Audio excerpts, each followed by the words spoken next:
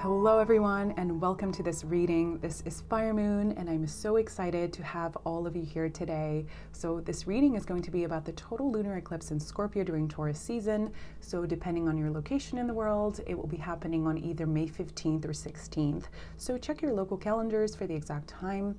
I would also encourage you to take a look at your own natal chart to see where this eclipse is transiting for you, as that might highlight some of the specific themes that will be coming up for you, not just now throughout the actual eclipse window, but for the upcoming 6 months, which is the wider window of resonance and unfoldment of the themes that will be presented at this eclipse. So you might have heard potentially lots of dramatic stories or warnings about the intensity of this event, perhaps in conjunction with the usual warnings about Mercury retrograde. It is called the blood moon when we have an eclipse of this kind. So the moon will literally be red, well, to varying degrees depending on how our atmosphere looks that day. So yes, there is a lot of potential intensity, drama, even eruptions or disruptions of energy, emotions, as well as discoveries, some of them shocking, some of them illuminating, whether about ourselves or others, that could come up around this time. So especially because it is not just a full moon, but also an eclipse, which is already a heightened energetic portal, and because it is happening in the sign of Scorpio, which is the ultimate sign of intensification, deep delving, reflection at the most profound possible levels, emotionally and spiritually, and also one that is associated with transformation, transcendence, alchemy, and all matters of the mystical. This is certainly to some degree true. So yes, in some ways it is an intense moon if there ever was one, but at the same time, slow-moving reflection, especially as we are now in this retrograde season that includes Mercury as well as Pluto, is something that is highly encouraged, and not just that, but necessary. So any epiphanies, revelations, or disruptions that you feel or receive now will be there to promote successful processes of detoxification. That's very much a Pluto retrograde thing as well. Deep self-reflection and ultimately healing through self-understanding and transmutation of any possible outdated karmic cycles, burdens, modes of relating to others and to your past selves. That's also another thing that heavily insists that suffering must be the norm and a necessary and continued part of your experience, which of course is not the case. So the overview of this reading is going to be as follows, and there will of course be timestamps for everything below, so feel free to skip around however you wish. So first, I'm going to start with a little energy cleansing just to ease us into the topic of this lunar eclipse. For the second and most substantial part of the reading, I will be analyzing the full astrology of this lunar eclipse and pulling some oracle as well as tarot cards alongside with it, just to see if there are any particular themes that want to be brought to the attention of our specific collective. In the third section of the video, I'll be looking at how the eclipse will be affecting the area of relationships and relationality at large in your life, and specifically whether there were any karmic elements that you're being encouraged to release in favor of more lightness of spirit and heart.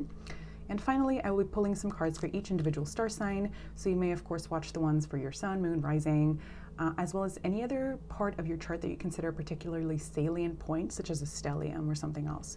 So I'm grateful for all of you for being here, and I will encourage you to take only what resonates, of course, and also to set any intentions or questions for yourself that you would like any guidance or advice on right now.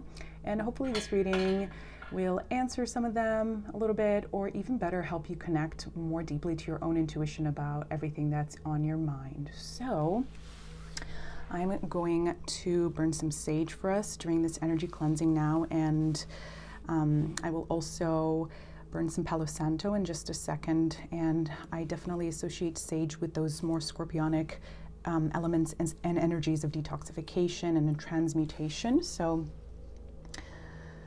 as you're tuning into this reading, I invite you all to take a deep, slow breath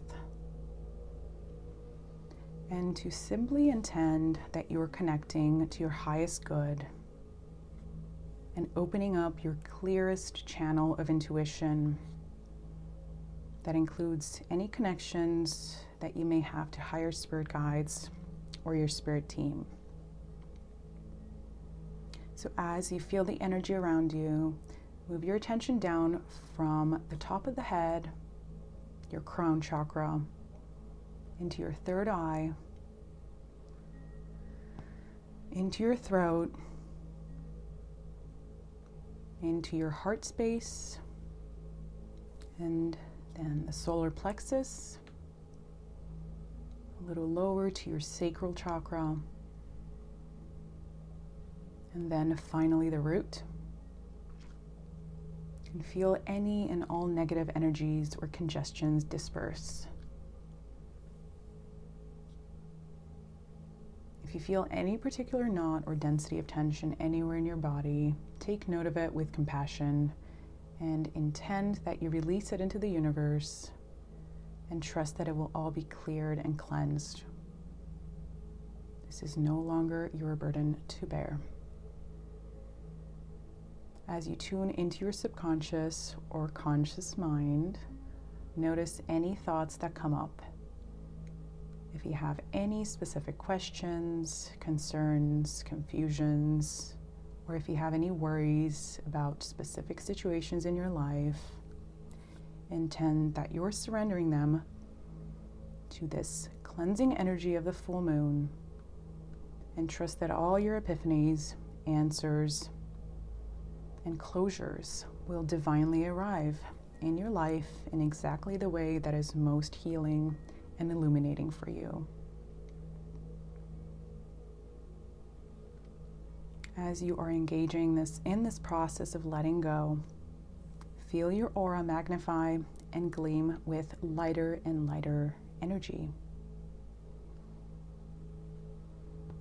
So now I'm going to burn the Palo Santo, which, to balance out the scorpionic energies, will be symbolizing the Taurian elements of abundance, wealth, material enjoyment, as well as high vibrational connection to the earth and the world.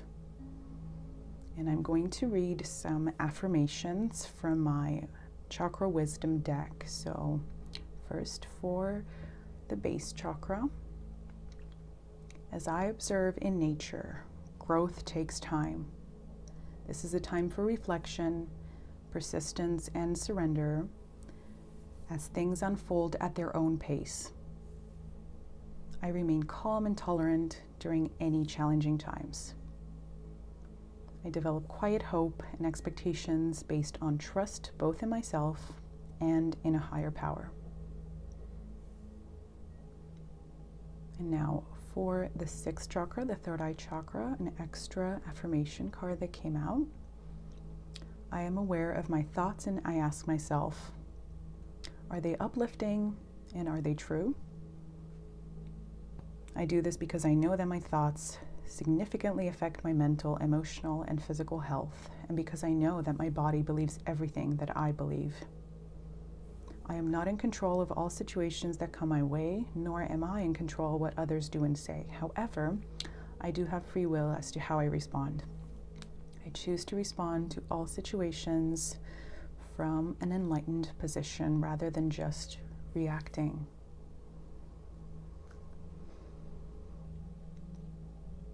So feel free to say a little closing mantra of your own here, or to simply intend that any and all messages that you require right now will be coming to you.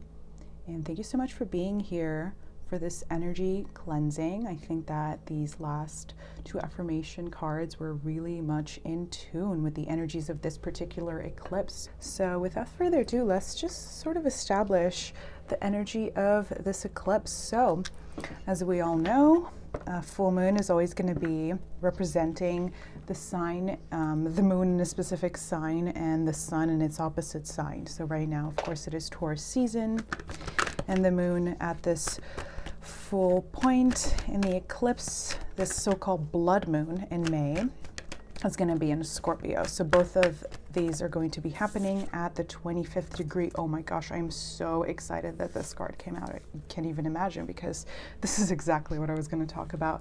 So for those of you who don't know, I do have an Etsy. So if you're interested in a personal reading, take a look at that. I do astrology readings, I do personal readings, love readings, things of all kinds. So I always combine astrology as well as intuitive understanding. So the reason I say that is because in most of my readings, the astrology always, or the cards that I pull from astrological astrological decks always come up to represent the astrology that's already present there. So 0% surprised that this is actually happening right now. So the South Node coming up. So as I was just saying, the Sun at the 25th degree in Taurus, and this is sort of what I was being very much a Gemini South Node about for the last 4 hours. I was just thinking, just studying. I spent about 6 hours studying the different house systems. So I've been studying astrology for a long time, but I'm sort of trying to go to the next level here. So depending on the house system that you're using, as well as your location, the sun and the moon, so that opposition between that's taking place at the eclipse time is going to be happening in either the 6th and 12th houses respectively, or the 5th and 11th houses. So for just the fact that I had to pick a system and a location, I'm going to be considering that the sun is in the 6th house and the moon is in the 12th house. So already this is extremely, very much represented in the cards that I pulled here. So the 6th house is all about routine. It's all about the physical reality. It's all about the everyday cells of your being and the repetitive cycles that you are physically feeling every single day. It represents the job. It represents cyclicality in the material sense. And the 12th house, which is very much represented by Pisces here, is all about the subconscious. It's about dreams. It's about esoteric energy. It's about the hidden. So this axis that we're experiencing right now, so the eclipses will always be happening in accordance to the lunar nodes.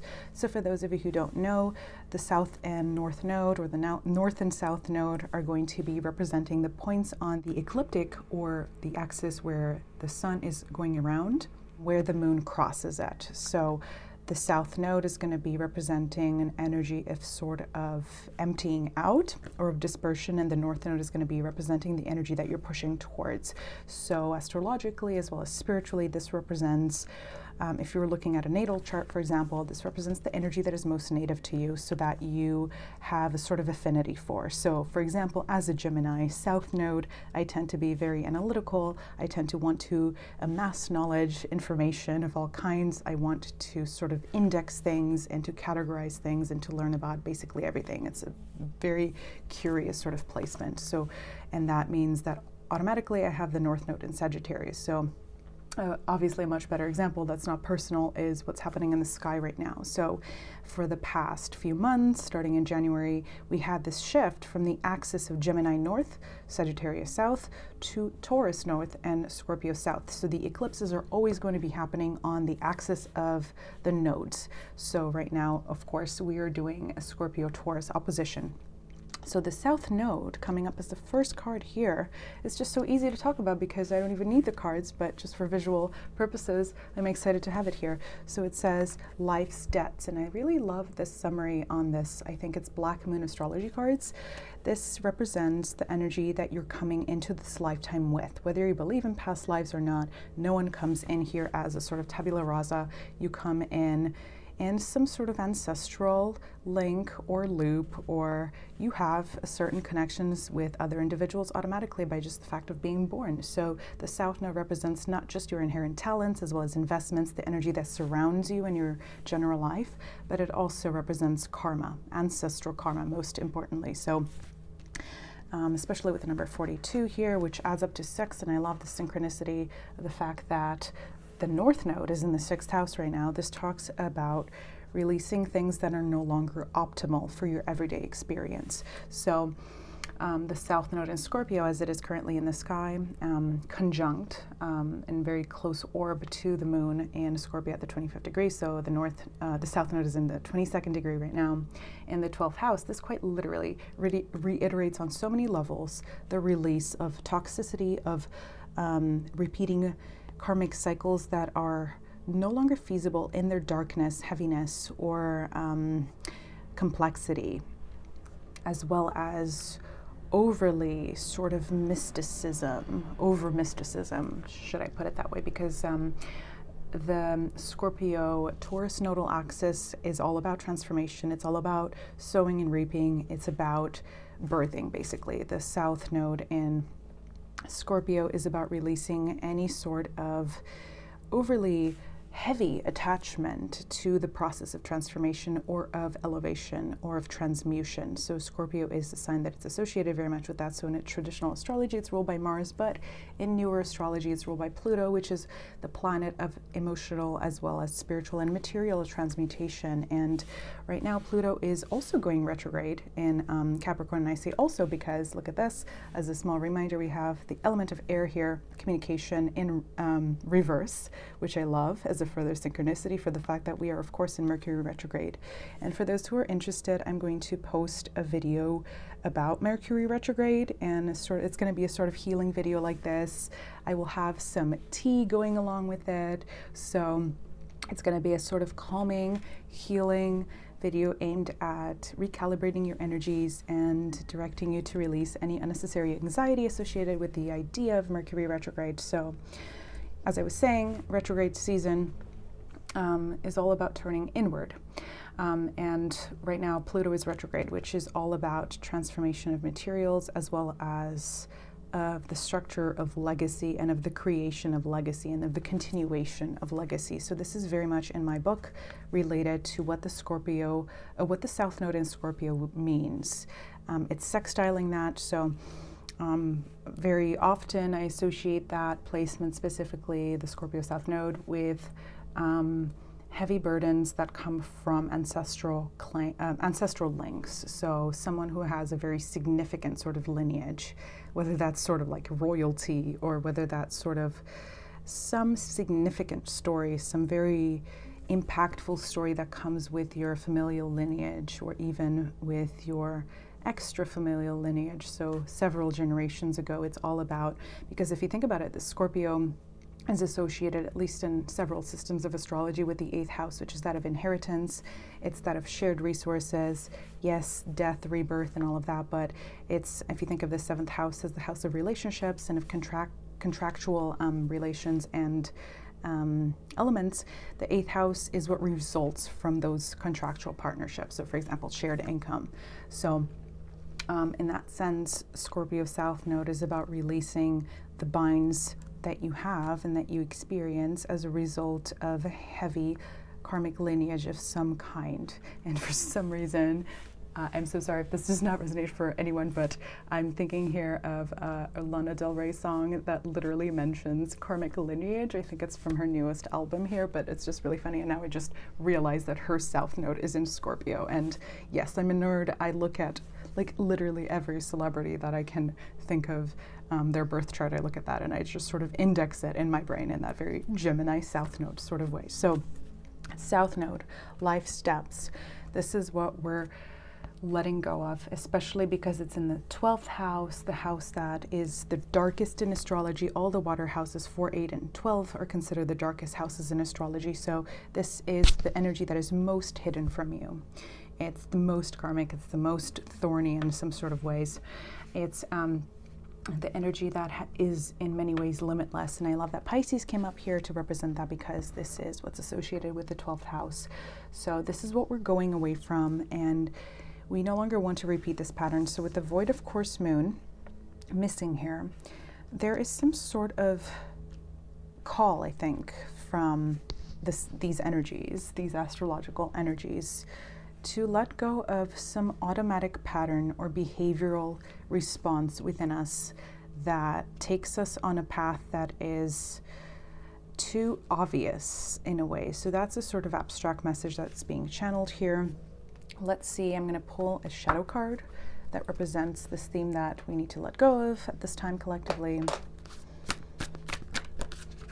So what is this thing, this automatic behavioral pattern that we're being called to let go of in order to embrace some sort of optimal way of existence? Because the 6th house is all about optimal. Oh, hello. So 2 cards really violently wanted to come out. So we're going to just take a look at what those are. So enough. You were born enough.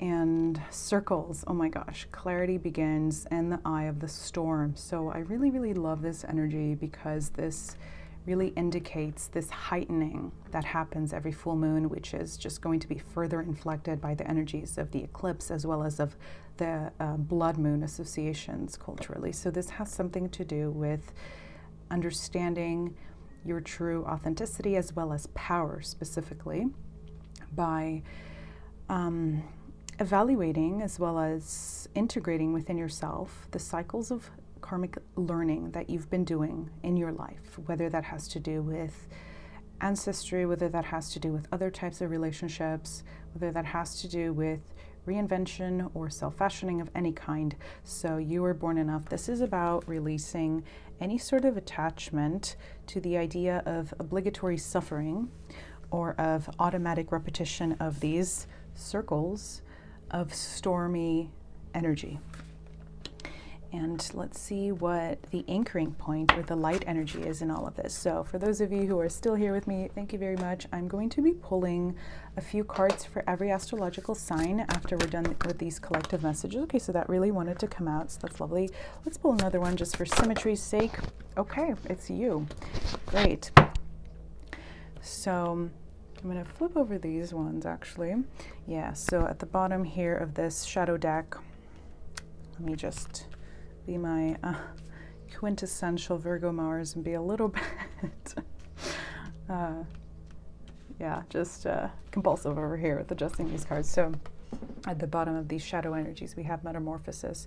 Power and strength lie within our surrender to change. So that's, wow, I could not have summarized the energies of this eclipse any better. So we have this sort of verdant imagery here, which to me represents Taurus, which is all about material blossoming as well as maintenance of abundance. It's sort of the energy of the harvest. And in the 6th house, as we were just talking about here, this is about what is sustainable to you. What about, you know, this self-understanding that you've gained through these karmic cycles of transformation as well as of hardship, basically.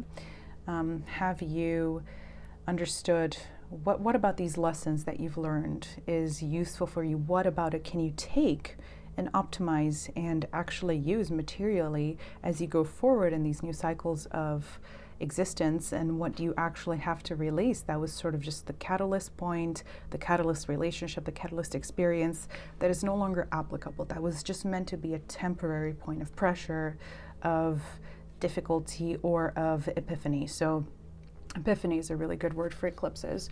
So exactly answers to questions of this kind will be coming to you. So what about these past cycles are sort of outdated when it comes to hardship and darkness and difficulty. So as our anchoring points or light energies to balance out these shadow energies, we have Bornite, joyfulness, and Sugilite, is that how we say it? I'm not exactly sure. Kindred spirits. So 8 and 34 adds up to 7, which reminds me of what I wanted to say earlier, that I constantly interrupted myself. That's just one of my awful toxic traits, that I interrupt myself mid-sentence and go and talk about 30 other things before returning to my main point. So 25th degree, both sun and moon at the 25th degree adds up to 7. So 7 is the number of spirituality. It's the number of higher understanding. It's an esoteric sort of number. It represents, you know, the 7 classical planets as well as 7 days of the week. So there's a certain cyclical cosmology as well as timely cyclicality associated with that. So this coming up here, as well as bringing up the 7th house, which represents kindred spirits to me, is basically reiterating, you know, I mean, I'm sorry to, be so basic, but what no longer spark joy in relationships, so joyfulness and kindred spirits. So 8 and 7, what no longer aligns with you at that higher spiritual level? What is no longer, you know, light enough for you to carry forward on this process of transformation, on this journey of up-leveling as well as ascension and transmutation? Which relationships, which cycles, which things do you no longer have to re-sign the contract about? So this is one thing I really love about this time. So Libra energy is not very much represented, but it will absolutely be represented throughout the retrograde season. So I will talk a little bit more about that in my Mercury retrograde video. But which contracts do you no longer have to re-sign? And which things, like even on a mundane level, like subscriptions or repetitive things that you have to agree upon beforehand that you're going to invest your energy in, whether that's material, emotional, or otherwise, do you no longer have to renew at this time? So, you know, what free trial of energy was enough for you to tell that it was not right for you? Which things actually spark joy? Which things actually uplift your spirit? You no longer have to be in that eye, in that tornado. You can be in that eye of the storm even as you go forward on this process of transformation. It is not necessary that you experience always only the negative sides of that sort of 8th house, transformative, dark, watery energy. Scorpio is, yes, on one side about the deepest, sort of darkest, wormiest places of the earth, but it always is going to go higher. It's about transmutation and ascension. It's the eagle is the symbol, and then it goes to the phoenix. So there's sort of 3 steps to that process. So at the bottom of this deck here, that represents the light energies. We have yellow jasper, learning. So there are certain lessons that you no longer have to repeat is the basic sort of element here. So what I'm going to do now, because I just sort of feel called to do this, is I sense 2 main messages here, or 2 main energies basically of the energy or the question is going to be, what do you need to release on a very general level right now, and what do you need to release when it comes to relationships or relationality of any kind? So the 6th and 12th house axis is one of healing as well as a spiritual transformation. But during this process of up-leveling yourself, certain relationships, certain, just ways of relating to your environment, because the 6th house is your environment, are going to be changing, and some of them will need to be released. So in that sense, yes, what things do you need to release in general, and what things do you need to release when it comes to specific other people around you, or entities, or energies that represent things outside of yourself, basically. So we're going to take a look at both of those, and then, as promised, I will pull a few cards for each astrological sign, so you can treat this as sun, rising, moon, or any other placement in your chart that you feel is very significant to you, because of course every single chart is going to be very significant. So let's pull. I'm going to use my animal, what is it called? My animal tarot here, which I'm doing for the first time, and of course some shadow cards. So this is we're still on collective messages, just because that's what the energy is like tonight in the sort of middle of the night, 2 days before this eclipse. I also had a sort of crazy dream where I dreamt of the actual full moon eclipse, like bright red sort of moon. I don't know if that's a horrible sign. If anyone knows, let me know if you consider that to be a dark omen, but I just think I'm sort of overloaded with information and energy. So another thing you can do at this time is check where this eclipse is transiting. So how all of these most significant transits are affecting your chart. So as I'm shuffling these cards, I'm going to mention that Saturn is squaring both these energies, so the moon in Scorpio as well as the sun in the sun in Taurus, the sun in Taurus. There is Mercury retrograde happening for me right now. Oh, how lovely to see this. Wonderful. So this is going to be adding some pressure. One of the main questions you're going to be asking yourself right now is, what is bound to sustain itself long term, and what is just not going to make the cut, basically, is what this is saying astrologically. And Venus is in Aries right now. We transitioned out of, I think it was Pisces, if I'm not mistaken. Yeah, no duh, that's logical transition. It's in the 4th house, though, so on one side there's this fiery sort of energy happening. Venus is about desire. It's about what it wants at that point, not in the same way as the moon, which happens in a more subconscious way, but it's about the desires that you have, and in terms of relationality, whether to your environment or to others. So being in Aries is it's not necessarily ruthless the way it might suggest, but it's a little bit impetuous, fiery. It's about not being satisfied with the fantasy realms that the Venus in Pisces represented, but wanting to experience. The element of fire is all about experientiality. It's about empiricism. It wants to feel things at a very in a very vibrant sort of way. So this being the 4th house, it's a little bit paradoxical, because That's the house of concealment, and it represents the nadir in many ways. I think that was, I'm going to put these on the side here. Represents the nadir, so the lowest point in the chart, so, or the Iman Coeli as well. So it's going to sort of experience that, but keep it to itself. And that sort of impetuousness is going to be ultimately asked to reorient itself to that bigger question of what, yes, I want passion, I want fieriness, I want vibrancy in life, but in the end, can I sort of combine that somehow? Can I synthesize that with the energy of the long term, of something that is sustainable, that is where I can experience intensity in a positive way, and love and connectivity and passionate existence in a way that doesn't ask me to sacrifice some part of my integrity. With Chiron there conjunct that, there might be some sort of inner child wound or early lifetime experience that's coming up, that's showing itself through any sort of over-heightened desire for immediacy, basically. So there is this clash here at the eclipse season that or the lunar eclipse that says, yes, so we're letting go of these old outdated patterns, relationships and things, but at the same time, we want to invite in something new that does fire up our soul, but at the same time that is sustainable and that doesn't have to open this new journey that is going to be just as difficult, or this new path that's going to be filled with just as many hurdles as before. So again, that theme comes back of what contracts or what cycles do we no longer have to participate in, what can be terminated right now. This is a really good word.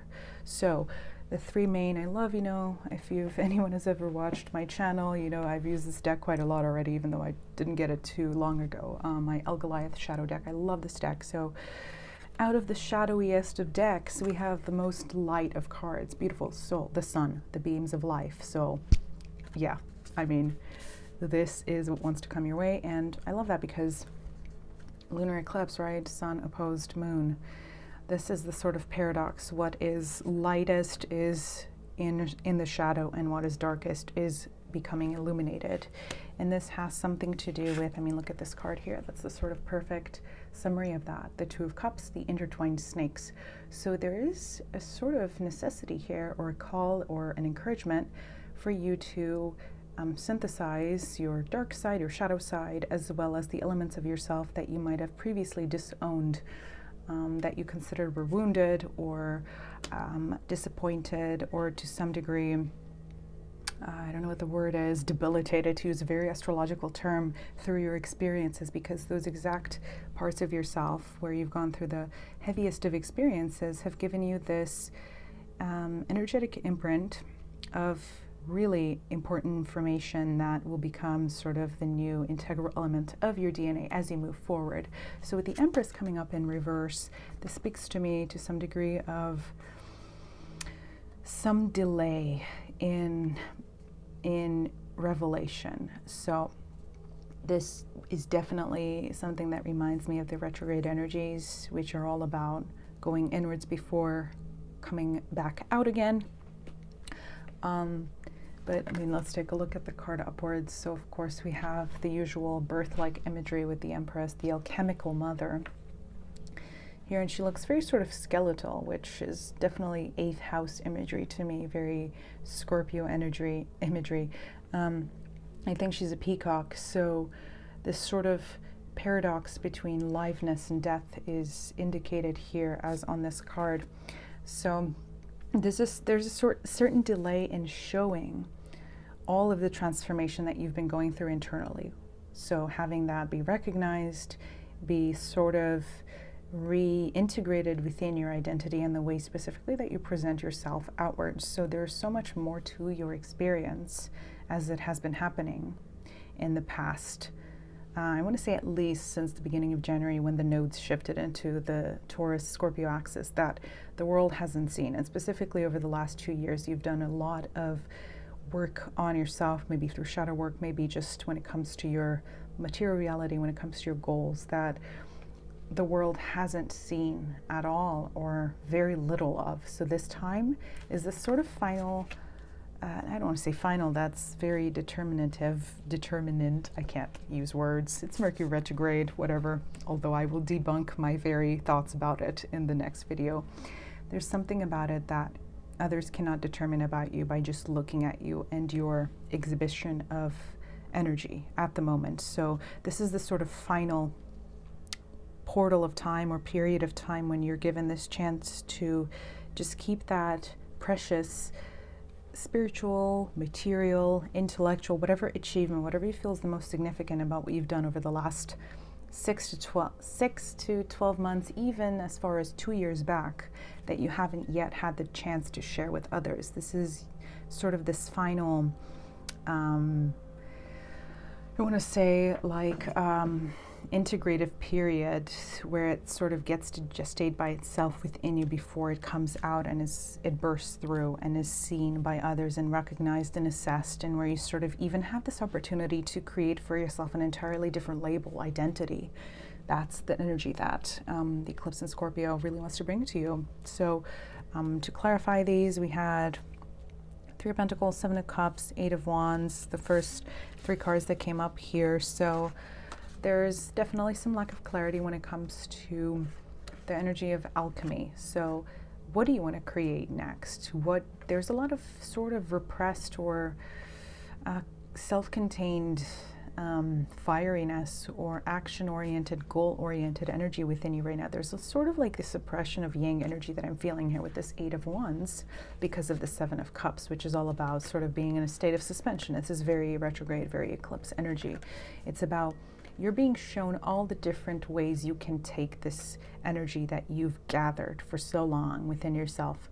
You're shown all the different paths that you can possibly take it down. And with the 3 of Pentacles, this is all about what you actually choose to alchemize, to create, to synthesize out of this, I don't want to say limitless potential of energy that you have within, but all of these different paths that are your own. It's even at the higher level about the different timelines that you have available to yourself right now. And look at this. I absolutely adore the fact that we have the Empress upwards here, and wow, entirely different decks. But look at how similar these animals are here. I am bad at animals. I don't know what this one is. Leave me a comment if you, I know it deep down, but I can't tell you the word for this animal, but I know this is sort of a peacock here. But in any case, they look very similar, right? So this one is in reverse. This is all about revealing that forward, but it's up to you which part of that transformation, which part of that reorientation or redefinition within yourself, for yourself, you want to show to the world, because there's so many sides. You're a complex individual soul with lots of different layers. So which parts of yourself need to be shown or are most authentic in the way that they can burst forth like the sun from yourself into the world, into this material realm here with the King of Pentacles. I love the Magician card in the traditional tarot. This indicates there's usually, I think we do have the imagery of every element indicated. We have the sword, we have the wand, I don't know where the pentacle and the cups are, but those are all the 4 elements indicated, and this basically means that every area of your life is represented, everything in your life is balanced, but at the same time it denotes the energy of choosing and of having everything available to you so that you can choose which thing stands out the most to you, which thing is like your thing. What of these tools, for example, is your thing? Are you that material alchemist? Are you that emotional sort of spiritual alchemist? So on. And this King of Pentacles here definitely represents that North Node in Taurus, as well as that Uranus in Taurus. So Uranus very much associated with the energy of this, oh wow, look at this, and the Queen of Wands here. So we have that union again between yin and yang energy, divine masculine and feminine. So yeah, the North Node in Taurus conjunct that Uranus in Taurus, which is all about material disruption and unexpected changes, is being sort of, yeah, that's what's represented by this eclipse. If there's any epiphany moment or disruption moment, any like positive tower moment, it's going to come in the sense of you have a sort of understanding of what you can bring into the earthly realm, because you have so many possibilities. Like the Seven of Cups, everything's available to you. Every tool you've learned, sort of even if you don't feel like you've learned something in every area of your life, the past 2-year cycle, or at the very least the last 6 months, have taught you something about every aspect of yourself or every aspect of your life that you want to experience. That's going to give you some sort of potential for manifestation. But this asks you to focus on that thing that is most feasible and sustainable in the material, as the energy of Taurus would, of course. Okay, so those are the collective messages for what are you meant to release in general right now in your life, in this energy of detoxification at the eclipse, which is further definitely inflected by that Pluto retrograde in the second house of materials, of possessions, of worth and values. So let's pull some cards specifically for the energy of what relationships do you need to let go of at this time, if any, or what sort of transformation is taking place in your relationships. So I wonder if I should choose, which cards should I choose here? I'm going to just continue with the sort of dark element here, and I'm going to pull 3 cards from, oh gosh, I'm not going to remember the name of this tarot, but something dark. Purple and black, right? It's going to be dark, and then I'm going to clarify with some of the beautiful, let me just make sure I get the name correctly, the Enchanted Romance Tarot deck by Cherry Enchantress here, and I will link all of these below, of course, as usual. So yes, let's pull some cards for the energy of what needs to be released, or what is sort of, already in the process of transformation when it comes to relationships in your life. And then yes, we're still gonna go through all the signs, all the 12 signs, and pull some cards for each. Might as well, right? If I'm not gonna sleep, I'm gonna go through everything. So okay, what's the general theme when it comes to relationships for the collective right now? Oh my goodness, when it comes to the total lunar eclipse. Okay, oh my God, I can't. Okay, the King and Queen of Pentacles once again. And okay, that's way too many. Let's just get one more card here. Let's pull 4 cards here.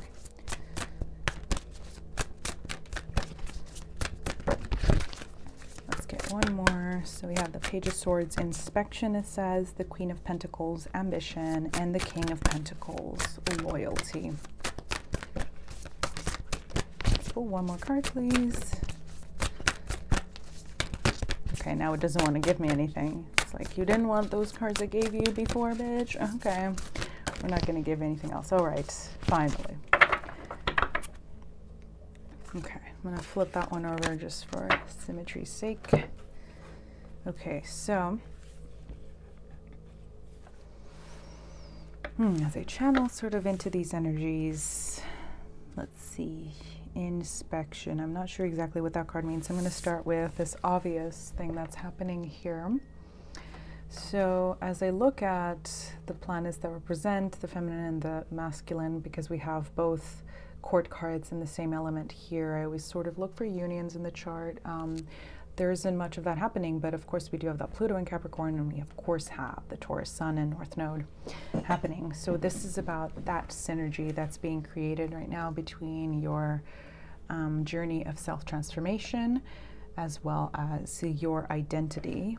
When it comes to, basically, it's coming back to that card that we first saw in the shadow deck that has to do with self-worth, your, I don't want to say entitlement, but basically just your belief and your ability to simply allow yourself to enjoy the abundance of life without self-questioning whether you deserve it. So there's a union between that transformative process, which can be destructive. It can be in many ways stripping down of your identity and the materials around you, and that process of maintaining your integrity, your identity, as well as that vital power that tells you that, yes, I am here and I'm allowed to be here. The sun in Taurus, it's fixed earth, so it's about maintenance. It's about not compromising on the space that you occupy. at the more slightly mundane level, this represents also that card that came in before with the kindred spirits here. I don't know where it is, but the union between yourself and true soulmates who can match you, not just in promises and words, but in material reality. So with the Page of Swords, now I sort of understand this inspection. Yeah, I mean, Mercury retrograde, I'm going to talk about this. It doesn't always necessarily indicate the return of past connections, whether it's love, whether it's friendship, whether it's anything else. But in this specific case, there might be a lot of moments of reorientation, like reading through old messages, old conversations, looking at old pictures and stuff like that. And in that process, not just sort of being in this place of disempowering, self-disempowering reflection, but seeing just how far you've come and how maybe even the relationships that you still held so much esteem for in the present have become not irrelevant or unimportant to you, but just sort of emptied out when it comes to the timeline that you're on at the moment, which is one of elevation, with the Six of Wands here and victory coming up.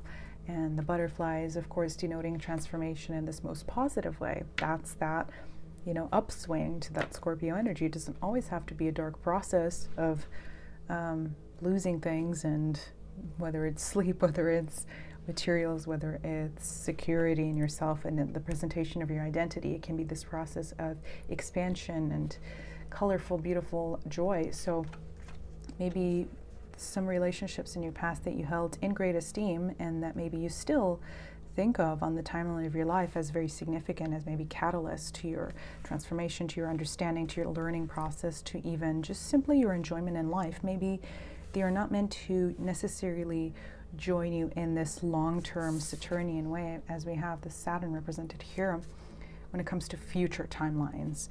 And with the Knight of Cups here, I love this card because this speaks about integration, and Neptune is included there, of both the things that were and things that will come. Just the fact that you're moving on from something doesn't mean that it never happened, that there's nothing about it that you're still going to take. You're going to take all of that with you in your heart, in your soul, and you're going to learn, you're going to basically integrate all of the wisdom that you've gained from it, as well as the love that you've gained from it, that in certain cases was meant to be long-term, in certain cases not. But all of it is going to be positively integrated within yourself as you move on this, as you move forward on this journey of up-leveling and ascension, basically, with the Six of Swords. So that's absolutely lovely to see. So let's see if we can get any more details on this. For those who are still watching this portion of the video, okay, let's actually shuffle properly here before we get into this.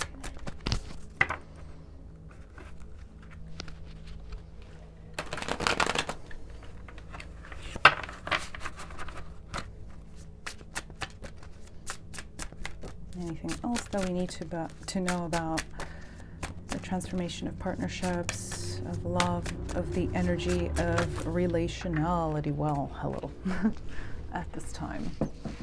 Wow, Six of Cups. The Empress in reverse again, but I'm going to sort of take it as just there in its upright form. And the King of Pentacles. Oh my gosh, this is the third time. Or the second time that this is coming up. Okay, let's see. Let's get one or two more cards here. Whoa. Okay, we got three more cards. I'm just going to take all of them. Okay, Seven of Swords at the bottom there. I'm not going to ignore that, but oh my gosh, the King of Swords. Okay, we have lots of masculine energy represented. Are you serious? The King of Cups and the Knight of Swords. Okay, so the first message, which might be a little bit specific, is that especially with the Two of Swords coming up, you might be choosing between different possibilities for partnership at the moment, especially if your intended partners are of the masculine energy, regardless of gender. And the Knight of Swords is sort of internal pressure as well as impatience within yourself to determine which choice is the best. With the Six of Cups as well as the Empress here, there is this necessity and this desire from your soul to determine which connection is the most soul-based, the most spiritual in essence, the one that goes back maybe beyond this lifetime, or that brings with it some sort of element of the home, of feeling like certain parts of you are mirrored within the other. So this is the imagery of a knight who might be returning here on the ship to this woman, and this, I think, speaks to me of a journey from a past sort of karmic experience, transformation, journey to one of home. Coming home is the energy here, and maybe, you know, as a feminine energy, regardless of gender, of course, again, maybe you have felt like you've been waiting a long time, like for this return of this deep soulmate, and maybe you've had several options, like, look at this is like a whole committee of kings over here. This is a whole, like, I mean, imagine the competition that would go on here. Pentacles, swords, and cups. The only one that we don't have represented is wands. So maybe that tells you that we do have wands represented here, that you just haven't felt that spark, that fire within someone who has been an option for you, or that you felt connected in the tangible physical realm here with the pentacle energy indicated. You just haven't felt that spark, so you're sort of waiting for that missing king, that missing element, that person who really calls to your soul. And the Seven of Swords at the bottom of the deck here definitely speaks of letting go of any sort of soul level betrayals that you've experienced and healing those from within.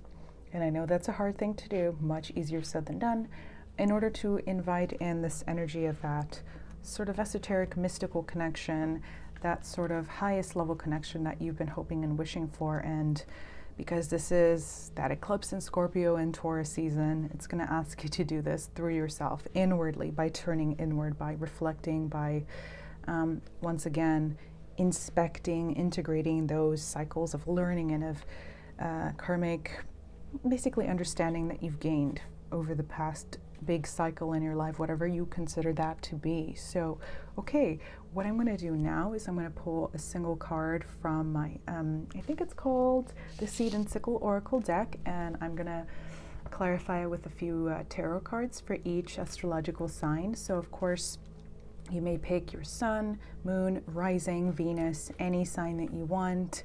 So I will have timestamps for all of these below. So thank you so much for those who stuck through this entire collective reading. I really, really thank you so much.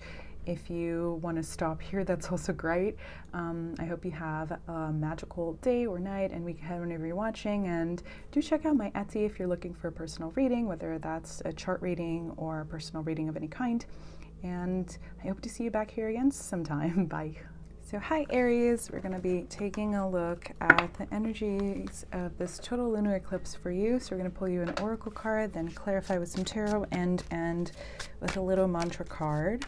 So what's taking place for you at this time? Okay, so we have chamomile, which of course indicates relaxation as well as reflection on certain areas. So we're going to take a look at the guidebook for this one, specifically the dusk version, because that indicates the energy. So this deck, Seed and Sickle, has two guidebooks, the dusk as well as dawn guidebook. So we're going to look at that dusk version, just because it's an eclipse and it represents the energy of concealment. So it would be great if I could find the actual card. One second. Not really used this before. Oh, okay. 49. Oh, I think it's numbered. Lovely. Okay. So everything feels harder than usual lately. You've come to this point because you've pushed yourself too far and too hard, and you're literally running on empty. If you keep going the way you have been, you're going to burn out entirely. What an Aries sort of message. Exercise some kindness towards yourself while you still can. Don't be afraid to take time for yourself. Channel chamomile's soothing, restorative properties by making a cup of tea, taking a nap, and finding a new sense of balance and harmony to replace your energy. So I think that's definitely the kind of message that I think Aries, but also other cardinal signs might be experiencing at the moment with this eclipse. So feeling a sort of burnout at the moment in a response to feeling, especially as a fire sign, so sort of pressurized by that nodal energy that's taking place right now. And actually I'm going to flip this over just because I'm holding the deck backwards. So you've been absolutely resilient. You've been working so hard. This literally, it did come out in reverse. So this speaks about just feeling tired physically. So you just need some rest at this time. And I know if you're someone who considers themselves very spiritual or very interested in esoteric knowledge, you might tell yourself like, oh my gosh, full moon, I need to do so much. I need to like, you know, do a lot of rituals and reflect and do this and that and that.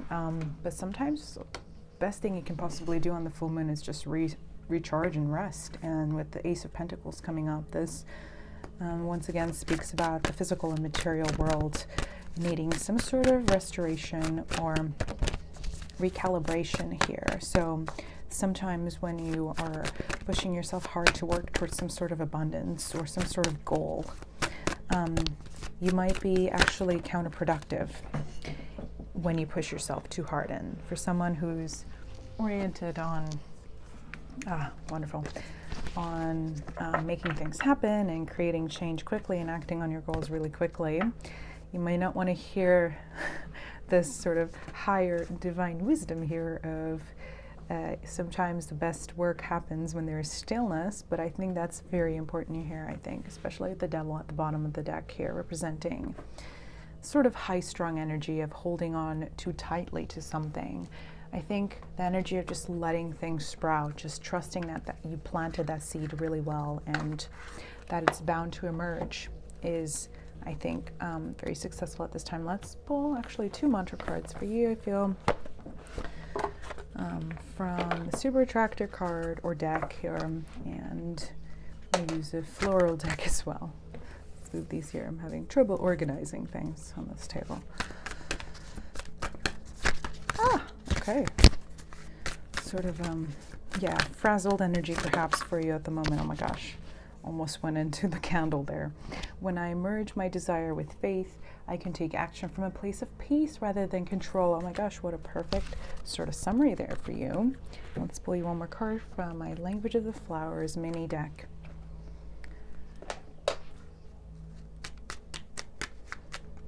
Closing message for Aries here.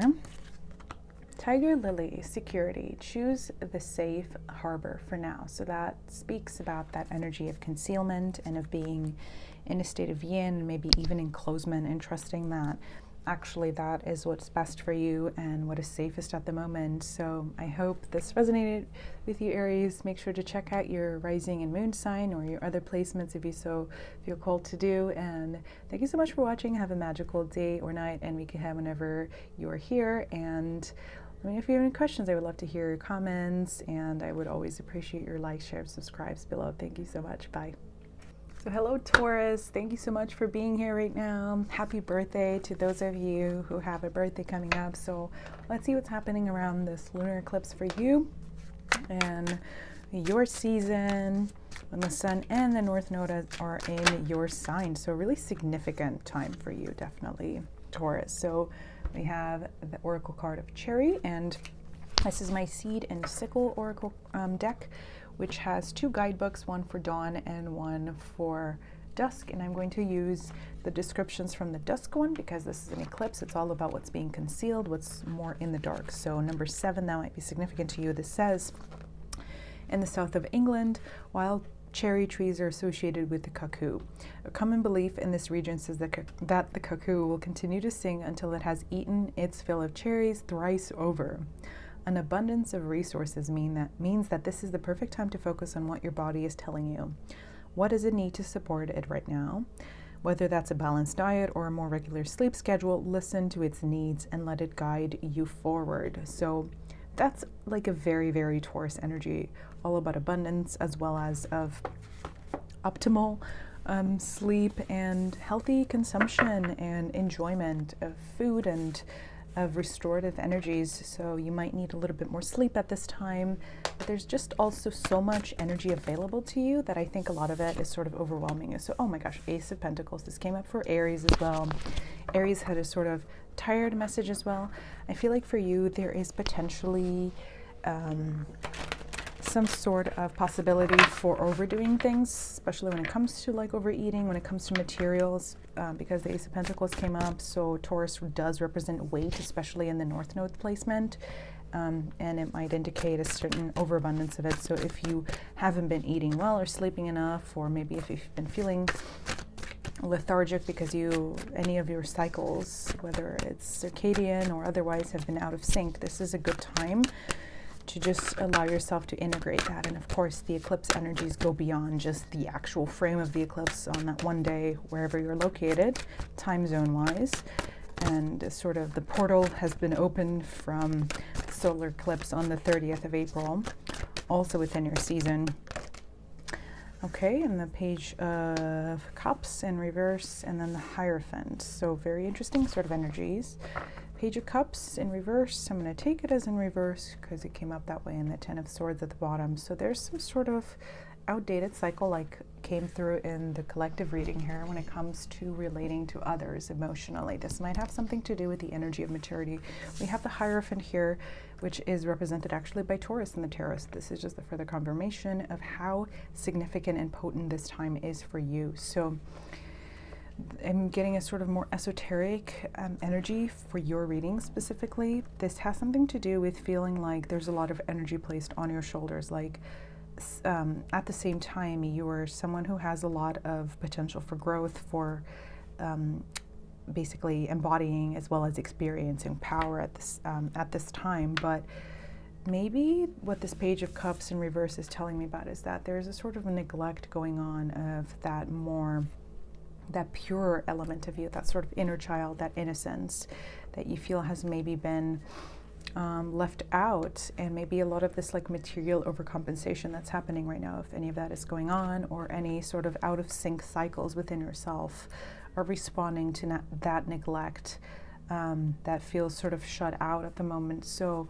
I do highly recommend like some sort of meditation that has to do with that part of yourself. When I know that's a sort of, at this point, very cliche term, the inner child and all of that, but it's not. There are tons of things about this on YouTube if you are called to, if you do resonate with that idea. If not, this just has to do with some element of your heart, of something that you've invested in that you felt was truly pure-hearted, that didn't lead anywhere, that was successful, that was recognized externally, or that felt like honored basically by the world around you. And I'm pulling the mantra card for you here.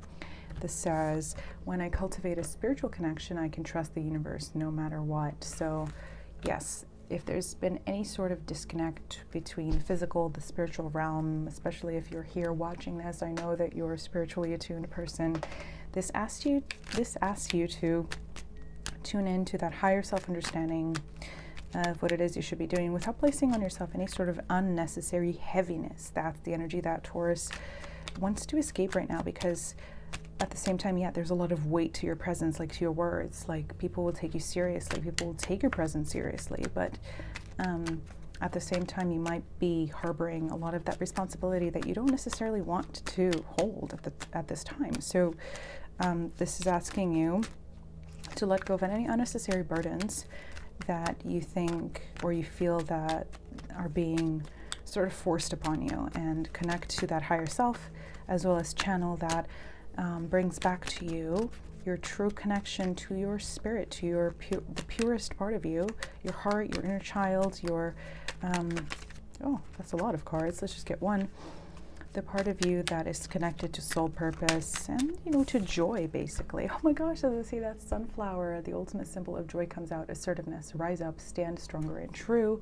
Although I do think that because of that cherry card and a lot of these sort of energies that are encouraging cyclical attunement to an energy of yin, this is, I would sort of reorient this to mean don't necessarily like assert yourself or try to break through these feelings of feeling like overburdened or I don't want to say like pressurized by others, but just simply tune in to yourself. Again, anyone who has fixed placements right now, Taurus, Scorpio, Aquarius, Leo, is going to be super affected by this eclipse. So tuning in to that part of you that is the most essential to your soul truth is the way to go at this time. So I hope some of this resonated for you, Taurus. I would love to hear your comments, stories down below. Thank you so much for being here. If you are looking for any personal guidance, like maybe an astrological chart reading or personal reading, I do have an Etsy that's linked on my YouTube page. I would love to see you back here again sometime, and I hope you have a magical day or night, and we can have whenever you're watching. Thanks so much. Bye. Hello Gemini, thank you so much for being here. Let's get into your mini reading here. So what should you be aware of around the time of this total lunar eclipse in Scorpio during Taurus season? So we're going to pull you an oracle card. Okay, it's that one. It's that one. It wanted to come out, as well as some tarot to go with it. So first we're going to read, this is my Seed and Sickle Oracle deck, and it comes with two guidebooks, one for dawn and one for dusk. I can't remember. And I'm going to read the dusk one just because that seems like an appropriate energy for the eclipse. So number 27, that might have some sort of meaning to you, or which adds up to 9. So a sort of energy of completion. So we have hawthorn. So a lonely hawthorn stands on a hill, a gate to the other world hidden beneath its roots. Its vigil is a silent one, but there is a peace to be found in the knowledge that it guards something so valuable. Taking time to sit quietly or indulge in meditation is not a sign of laziness. Your value still remains even when you're not being productive. So don't be hard on yourself for taking a break. Even if others can't see it, you know your worth. And that is such a resonant message with the collective energies that I've read into at the beginning of this reading, as well as something that absolutely resonates with the energy of a mutable air sign, which is not going to be having the easiest time right now, because ever since the nodes shifted from the Gemini and Sagittarius axis to the Taurus and Scorpio axis, air and fire signs have been sort of not necessarily left out of the loop, but just they might have been feeling more pressurized and overburdened by this overabundance of watery earthiness, which is not something that is so native to them. So reflecting on things through stillness rather than constant action, comparison, diversity, collectiveness or collection of energy, constant synthesis is going to be something that you're really highly encouraged to do. This is also a similar message, but of a more sort of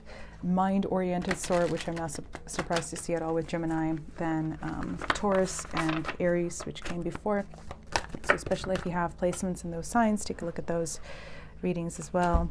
And the first card that we have is Judgment. Okay, so you might be judging yourself very harshly. This is a very sort of obvious interpretation for needing to take a break, or for not having necessarily the right ideas that you think you should have at this time, for maybe having writer's block or some sort of blockage when it comes to your creativity, your spiritual understanding of something. Maybe just your ability to discern exactly where you're meant to go or be at this time. The other thing is, this is an energy where you might feel evaluated by others. The Two of Pentacles, this does represent the energy of being constant flow movement, but this is the astrological placement of Jupiter in Capricorn, which is a paradoxical one because Jupiter is expansion. Capricorn is ruled by Saturn, the planet of limitation. So it's almost like the energy of being uncomfortable with limitlessness and needing to find some sort of restriction. And in some ways, maybe that is your key right there. You are someone who has so many ideas, usually, who is so curious, who wants to explore all the possibilities, and who is so open, so open-minded, so energetically open to everything, so connected to everyone, so able to connect to anything. And this is asking you to consider that maybe some sort of limitation when it comes to that, whether when it comes to the people you socialize with, the energies that you engage with, is actually a positive thing. And that downtime, that more yin energy, is something that is actually useful for you, even if you are not going to get some sort of epiphany or answer right now. This period of restoration, of just reflection, and how beautiful we have the Queen of Cups and the Moonchild, which talks exactly about yin energy and reflection. Maybe some sort of period like that is going to result down the line. I'm actually really positive that it will result in this down the line, and some sort of, not necessarily delayed epiphany, but you're going to get the answers that you need. You're going to get the understanding that you need on your journey at exactly the right time. So you don't have to force it. You don't have to feel connected. And this goes back to the collective reading of not necessarily needing to repeat a specific cycle, a karmic cycle of energy. And this to you, this has something to do with frantic energy, whether in the way you interact with others, in the way you relate to your work, in the way that you are with yourself when by yourself.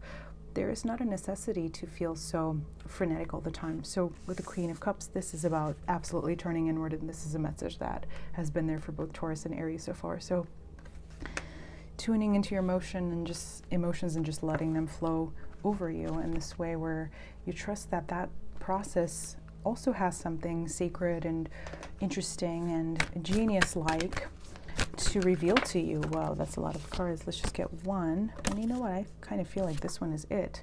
As soon as I choose to see the light in the dark corners, I redirect my power towards what I want. So you might have been feeling a little bit discouraged about something, and the energy of kind of going around and experiencing different things and distracting yourself with work or with things of that sort might not be working out for you as it usually does when you're having a sort of issue, because you're someone who doesn't want to be in a state of negativity or of heaviness. You're a light sign, you're a light energy, you're a very lighthearted individual. But it is not native to you to be in a state of darkness and limitation, but this is telling you that sometimes like that is the most compassionate thing that you can do for yourself, is not limit yourself in that like heavy anti-lightheartedness way, for lack of a better words, but just to give yourself the space to recalibrate and to just heal and to let your own energy dictate things rather than your ideas to dictate a certain thing that you must do because you're so interested and so called and so sort of directed towards it. So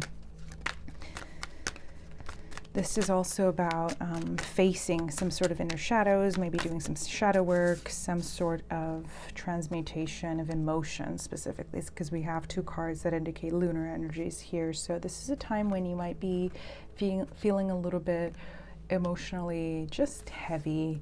And what a beautiful message to end with here from Agapantos, words of love, speak with your heart. So this is all a process that ultimately wants to lead you to compassion and to authentic communication of feelings and to beautiful co-creation in that very Geminian way where you're sharing your life with others, but where you also have the opportunity to experience peace and stillness through your connections. So that's what I'm seeing for you, Gemini, for this mini reading. I hope some of that resonated. Let me know if you have any questions. I would love to hear your comments below. I would really appreciate your shares, like, subscribe, so on. And I do have an astrology and tarot Etsy if you're interested in any personal readings or chart readings. So I would really appreciate if you check that out. If not, that's also fine. I hope to see you back here some other time, and have a magical day or night whenever you're watching, and a lovely week ahead. Bye. Hi Cancer, and welcome to your mini reading. So of course something like this had to happen. I'm re-recording a reading. My camera ran out of space, but I am back here. So I'm just going to take that as a sign that slightly different messages wanted to come through for you. So let's see what the energies of the total lunar eclipse in Scorpio during Taurus season are bringing for you. So what should you be expecting? Okay, so that one really wanted to come out. So Ivy.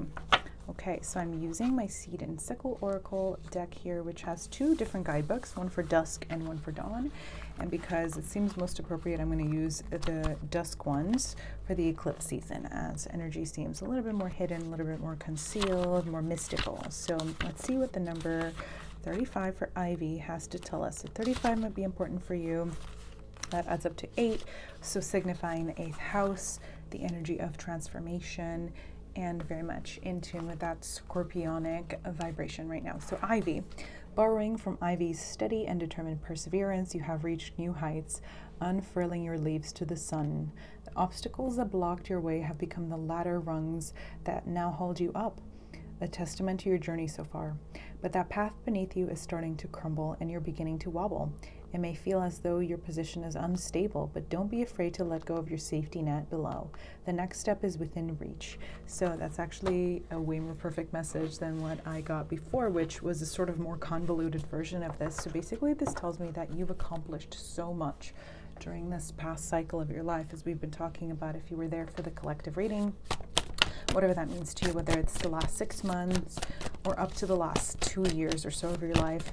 So you've done so much, you've worked so hard, you have been so resilient in a true Cancerian cardinal fashion, and you've clung to your power and to your success as much as you possibly could. You have never stopped working. So this tells me that there's a certain insecurity or just sort of overcompensation right now when it comes to your understanding of what is stable in your life. You were expecting that you need to use the same amount of energy in order to maintain the structure that you've built. Oh, perfect. We have exactly 3 cards. I'm going to take that as a sign there.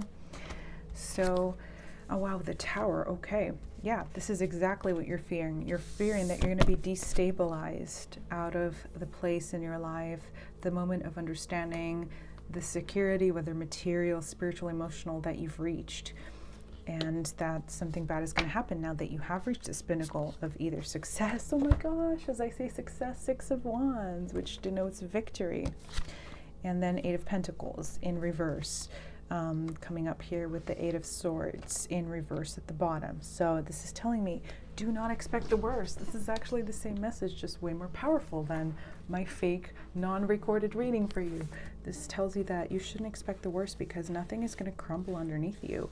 You have built this victory, this success. You've acquired these skills on a really, really strong footing. And this basically, this 8 of Pentacles in reverse tells me that you can stop working so hard. You can stop overcompensating for what you feel is a structure that needs the same amount of maintenance or building as it did before. So you've already built that structure. You've already built sort of the foundation that you want to sort of create your new reality, the next level of your existence, of your experiences on. And the 8 of Swords in reverse tells you, as well as the 9 of Swords in reverse. Oh my gosh. And then we have the 10 of Swords. This is absolutely crazy. So this tells you that your sort of sleepless nights, this came up as a message in my fake unrecorded reading for you if you've been experiencing some sort of insomnia over these fears that are totally unfounded, that what you've built is going to crumble. They are unnecessary. This sort of, the 10 of Swords is kind of like, oh gosh, I'm dropping things all over the place here. The minor arcana version of the Tower. So this is what you're sort of experiencing, or what you're expecting to experience, because you have felt and you have gone through so many cycles of hardship in the past. And again, we've talked about this in the collective reading, right? If you've watched that, the Scorpio eclipse is all about releasing the necessity to re-sign a contract or an experience, or to repeat. It's all about the re's here. A cycle that is unnecessarily, or an experience that is unnecessarily difficult or traumatic for you. Like, that is not something that you need to repeat anymore. It's not something that you need to fear anymore, because you've already fulfilled your karmic contracts, as well as like karmic debts, so to say. Like that card came up right in the astrological deck, and you don't need to go through those lessons anymore. Like, you have graduated from that state, and you don't need to be on the lookout. You don't need to be channeling that sort of overly self-defensive Cancerian energy. Okay, that's too many cards. Let's just get one here. You can just sort of surrender to the flow and trust that the things that you have accomplished are going to be sustainable and that they're going to be recognized. Another message here is that you might feel a little bit not at ease in a position of power or in a place of victory, because you're always you're working very hard, you're always taking action to accomplish goals, but you might not always feel comfortable with taking or basically claiming that victory. And this is telling you that you need to do that. There is no one who's going to be able to discredit you, basically. It's also another little side message I'm getting here. If any sort of imposter syndrome has been trickling its way into your consciousness, this tells you that that is absolutely unfounded. When I introduce joy to a situation, I change the vibrational frequency of what's happening around me. So working hard, yes, absolutely, as you're always going to be doing, because you're one of the most resilient signs, but doing it from a place of joy rather than overcompensation or of anxiety for maintaining a certain reality or for preventing disaster. Like, that's not something you have to worry about right now. I'm just going to tell you, astrologically speaking, people with Cancer placements are very well supported right now with this nodal axis. And oh, how lovely. This came up for, I think, was it Gemini that it came up for as well? So Agapantis, words of love, speak with your heart. So once again, we have that. This is about going back to that true soft core of the Cancerian nature, which is the energy of love and of joy and of being gentle and kind and of being aligned with that higher truth and not feeling like you have to sort of have your pincers out just in case someone attacks you or someone threatens your state of security or your energy of love. Like, no one's going to do that right now. That's not at all indicated astrologically. It's not indicated in the cards. So you can just relax and flow into your continued state of blissful and peaceful existence. So that's what I'm seeing for you, Cancer. I hope some of that resonated. I would love to hear your comments down below, your little stories. And I do have an astrology as well as tarot Etsy, so take a look at those links on my YouTube channel if you're interested in any of those readings. And I hope you have a magical day or night whenever you're watching, and a lovely week ahead. Hope to see you back here again sometime. Bye. Hello, Leos, and welcome to your mini reading. Thank you so much for being here today, and especially if you've watched the collective messages already. So let's take a look at what this lunar eclipse in Scorpio during Taurus season energy is going to bring for you. So I'm going to pull one oracle card from you from my Seed and Sickle oracle deck here, and the first one that comes up is Wisteria. So 4, that's number 4, which I can already tell is associated with stability as well as matters of the home if you think of the 4th house. So this deck has 2 guidebooks, and one is dawn, one is dusk, and because of the eclipse energies, I think that the dusk one is most appropriate, so I'm going to be using that one. So let's see what this has to do with. So Wisteria. They are slow to set out their leaves in spring, waiting until the weather is perfect before jumping to life. Drawing this card as a reminder to trust your instincts and listen to your inner voice before making a decision. There is power in stillness and in waiting. It may feel like others are rushing ahead in their endeavors, but you will know when the time is right for you to act. So this is actually a very similar message to a lot of the ones that we've been getting so far, especially for Aries and Taurus. If you have placements in those, take a look at your rising, moon, any other placements in your chart that you consider important. So a lot of the time you might think that we have to do a lot on the full moon, like you sort of like in pop culture astrology, you sort of hear like, oh, this is the time to do manifestation work and to write out your intentions and to like do a bunch of crazy intricate rituals. But Leo, this is about tuning back into your heart and, oh, okay, all right. So shadow work is coming up, the King of Swords is coming up. So tuning back into your heart and just seeing what actually dwells within there and not being afraid of that energy of stillness, which reminds me a little bit of that void-like energy of the void of course moon, or indeed of the eclipse or the dark moon. So if you've been feeling very pressured to make some certain choice in your life, or to understand exactly where you should be at in your life, or when it comes to conceptualizing your path, if you've been sort of asked, whether by yourself or by someone else, whether in practical or esoteric or spiritual, emotional ways, to conceptualize your journey so far in very concrete ways, this is telling you that this is not about understanding things at this mental, ego-based level.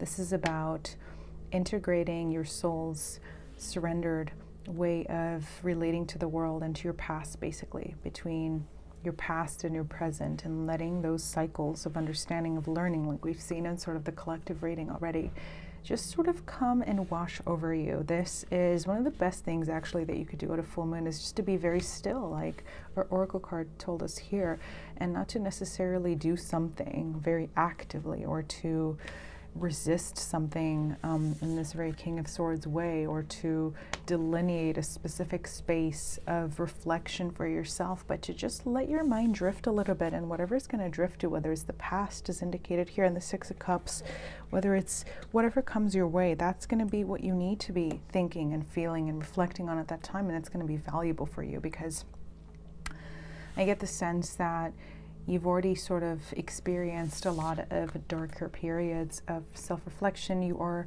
ruled by the sun. You are such a solar energy, and you don't want to be constrained. You don't want to be in the dark, and sometimes feeling in the dark, even feeling unhappy at all, feeling heavy, feels antithetical to your being, to your soul. But this is telling you that sometimes those moments of stillness are not necessarily darkness in that sense where they indicate that something is wrong with you, or that you've neglected yourself, or that you are not in tune with your most authentic being. On the contrary, there are moments of recalibration where a new, even more powerful, more gleaming, blooming version of yourself is about to emerge. So in order for that process to take place, there's a little bit of reflection and of stillness that needs to happen. So with the Fool in reverse, especially with the Tower coming after it, this is telling you that, yeah, if you have had some sort of expectation about yourself that you need to take a certain path by X timeline, or to make a certain choice by this time, this is telling you that logic is not going to make it work. That's not what's going to help you figure it out. It's about tuning inwards again. And this is something that is coming, that has come up for every single sign so far. So tuning in and letting answers come to you rather than forcing them, rather than placing on yourself certain expectations, rather than questioning whether being in a state of stillness or what feels like darkness or concealment is something that is negative or scary or dangerous. It's not. Sometimes, and this is a very much like an eclipse season energy. Sometimes answers don't come when you want them to, and the lack of one does not indicate that you've been doing anything wrong.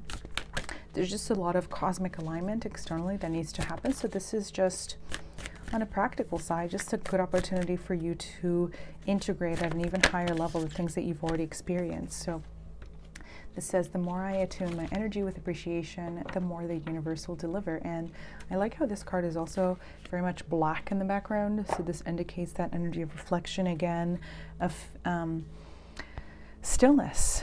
And I think in that process of meditation, of thinking about cycles and just letting emotions and reactions wash over you without judgment, you will understand what the higher level of things is, what that new path is for you, what that right choice is for you that feels that it will take you on the highest path to your purpose right now. So stock, it says, ooh, a last message here, slow down. Of course, yes, the pace must abate before it's too late. Okay, that's a little bit of a warning message there. I wouldn't take it as a sort of like, it's not necessarily like a negative message that you've been doing something wrong. It's just that you are this solar being, and sometimes you expect so much of yourself, like you feel like naturally you're never going to run out, right? And that is true to some degree, but even those who are most giving, I can't speak anymore, most yang, most limitless in energy, they too need a lot of love. They need a lot of care and a lot of nurturing. And this is telling you to open your heart to that sort of care, to that sort of connection with others that is so homey and lovely and just cozy. A lot of coziness wants to come your way, and I think that's the best thing that you can do around this eclipse, is to just be cozy in your blankets, watching Netflix or something, eating ice cream, things of that sort, or whatever that energy of hominess, of warmth means to you, whether it's spending time with your friends, with your loved ones, and not worrying so much about what's going to come in the long term, or how can you best take this new step towards elevation in your future. Like, it's all going to work out. This is just a time for you to surrender to that higher wisdom that can only really come when you trust in the higher process and trust that at any given point in the future, you're going to still be who you are. Therefore, you're going to be empowered, you're going to be capable, you're going to be limitless in your ability to discern and to be abundant and never ending in life force. That's your energy as a Leo. So I hope some of this resonated. I would love to hear your stories and comments down below. And for those of you who are interested, I do have an Etsy for astrology as well as tarot readings. So check that out on my YouTube channel page. And I hope you have a magical day or night and week whenever you're watching. And I would love to see you back here again sometime. Bye. Hi Virgo, and welcome to your mini reading. Thank you so much for being here right now, and especially if you've stuck around through the collective messages. So let's see what the eclipse has in store for you this Taurus season. So on May 15th or 16th, wherever you are in the world. So we're going to pull you an oracle card first from my Seed and Sickle deck, and there it is. It just comes out. And this one has two decks, or specifically two guidebooks to read from. A dusk and a dawn version, so I'm going to pick the dusk one because it just seems appropriate for this eclipse. So we get the card Poppy. So let's see what that is about. So number 6, that is the house that you're associated with Virgo. It's about exactly the kind of stuff that we've talked about already in the collective reading, because we saw that the sun was in the 6th house. So that's just being brought further to our attention here. I'm just having trouble finding this for some reason. There we go, 6. Okay. So Poppy. In Greek mythology, the poppy was created by the goddess Demeter to grant herself restful sleep after the loss of her daughter Persephone. The poppy has a reputation for granting repose, but its relationship with death makes it the perfect plant to address feelings of grief and regret. Grief does not have to relate to the death of a loved one. Life is full of little losses, be that of a relationship, small freedoms, times, or places, any number of things. These can build up, creating a barrier to moving forward and creating new connections. No matter how small or old these unresolved feelings may be, take them out and examine them, enjoy their better memories, and then move forward free of any negative feelings that might be holding you back. So the first thing that really stands out to me here is this incredibly Virgo-esque imagery, specifically with that association with Demeter. I think the goddess of the harvest. I always think of Virgo when I think of Demeter. And the other thing that stands out here is the skull in the middle, which talks about these deep scorpionic energies that are taking place right now. And right now, as we sort of already hit upon in the collective reading, we're talking about examining difficult things or sort of underlying or remaining karmic heaviness or burdens of any kind, whether emotional, spiritual, literally physical as well. And releasing them. But in order to release, whether these are feelings of grief or anything else, they must be examined, they must be looked at. So what right now is causing you to feel a little bit more depressed, or what is heavy on your heart at the moment? So let's see what further messages want to come out. What is in need of healing for you? Okay, so with the Emperor card coming up here, this might have to do with a couple of things, and this might literally have to do with a relationship or with some sort of enterprise of building. So have you been working on something and put a lot of effort into it and nothing has come of it yet? So that's very much like an eclipse sort of energy. Or are you overburdening yourself by playing certain roles or by taking on certain responsibilities? There are definitely lots of possibilities here. So let's see. Okay, perfect. We get 2 more cards exactly. So, okay, some of these cards came up in previous signs as well. So, oh, okay, so we have more 4 energy.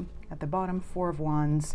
This talks about not just stability in general and abundance of life, but also the opportunity to take this time as a portal to ascend to a higher level of experience where you're letting go of these old things, which of course, if you're feeling something that is more negative, heavier, it is totally a valid thing to say. I'm not saying push it under the rug. I'm saying quite the opposite of that, is go towards that place within yourself that feels the most vulnerable, because the Page of Cups is, I always associate this card with the inner child, especially in this deck, and see what's happening there, because it might not be as dark or as difficult as you think. So walking towards that part of yourself that is feeling a little bit like, I'm seeing the imagery of like kind of cowering in a corner at the moment, just taking steps towards it and sort of approaching it as you would maybe like a child, like what's wrong, what's happening.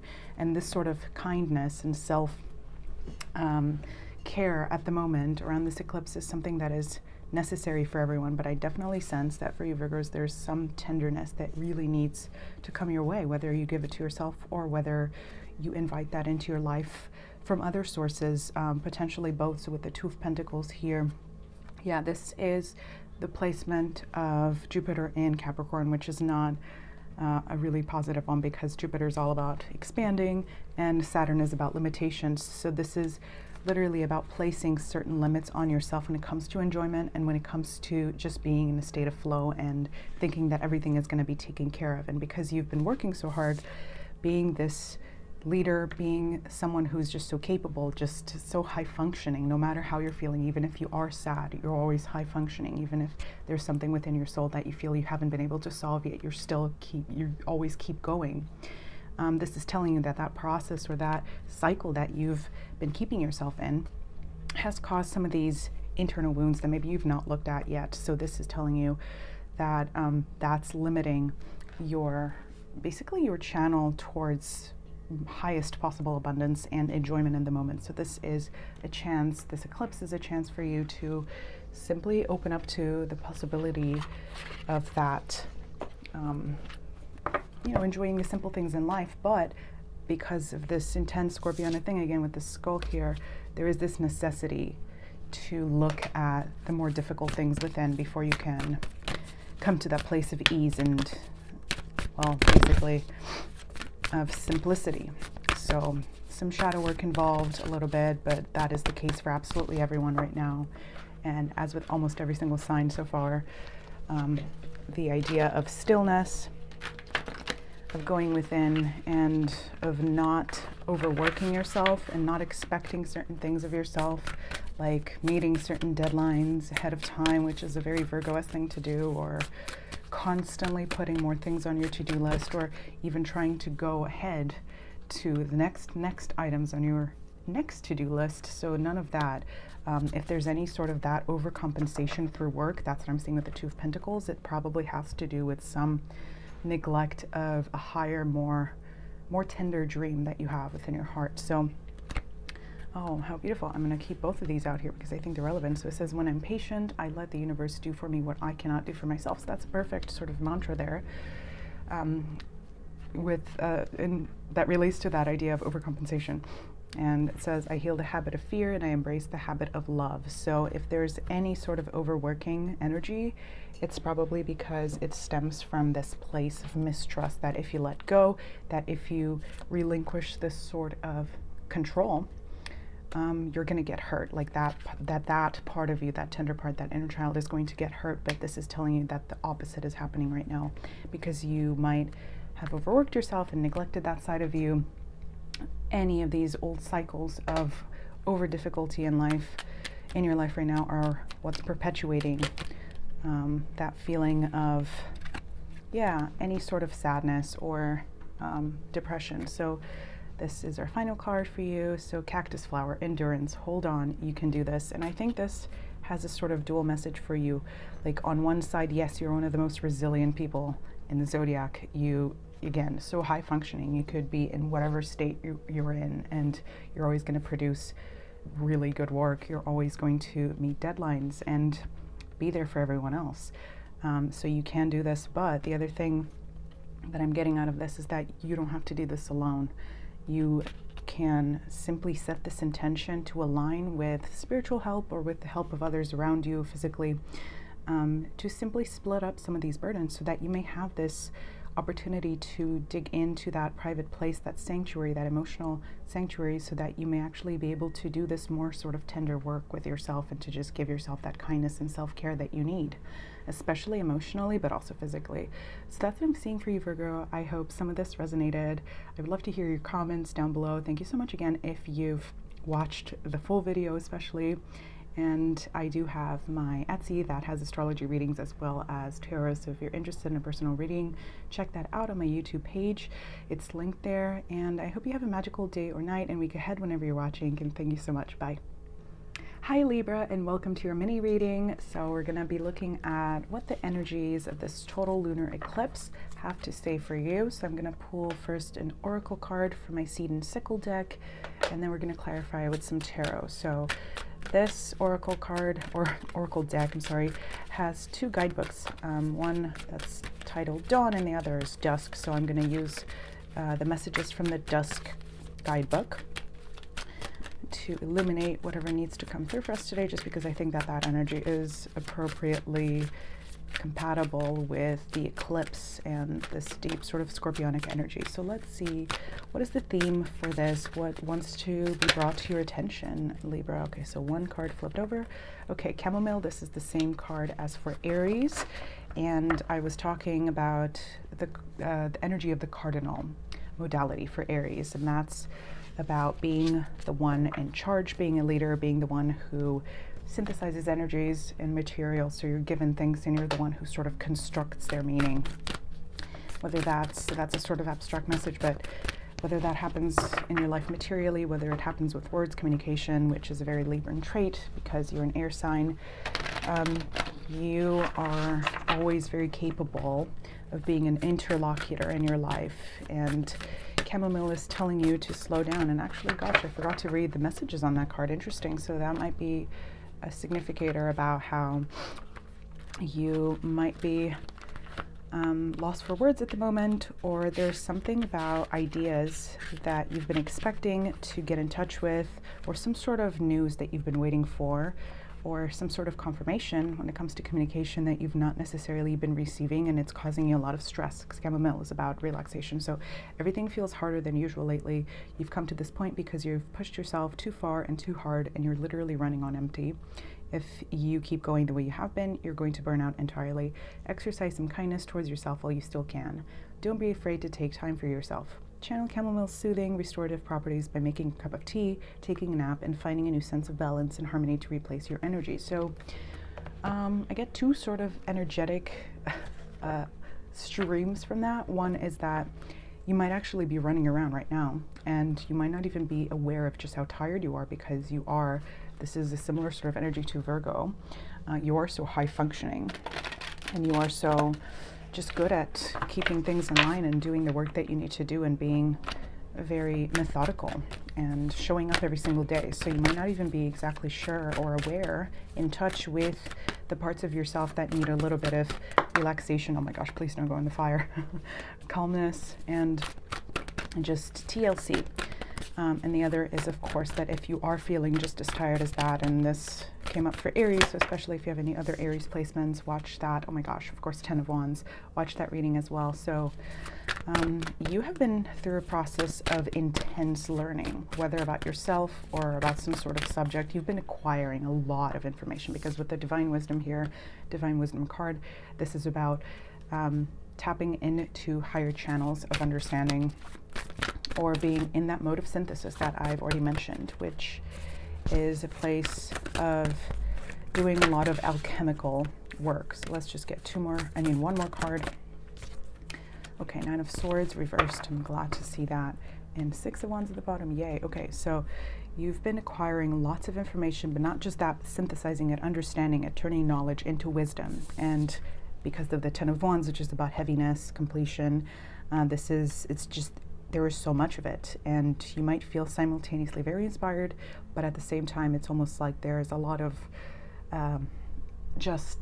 what's the right word here? There's a lot of burdensomeness when it comes to externalizing all of that wisdom or knowledge that you've gained, especially because we are in Mercury retrograde right now. So as an air sign, you are going to be more impacted by that when it comes to communication and other things like that, or when it comes to, again, like I was noticing at the beginning, waiting for some sort of answer, some sort of clarity, some sort of indication of what the channel of your epiphanies, of your higher knowledge, wisdom that you've gathered so much of lately is, and where you should go with it, basically. So with the 9 of Swords, you might have been unable to sleep very well lately because you've been so turned on, or oscillating between being very turned on and constantly working, and then feeling absolutely depleted of energy. So this talks about that need to equalize these cycles within yourself, and to just let yourself simply sit there very still, not because you're overburdened by the amount of stuff that you need to do, because that sort of stillness or break is not really a break.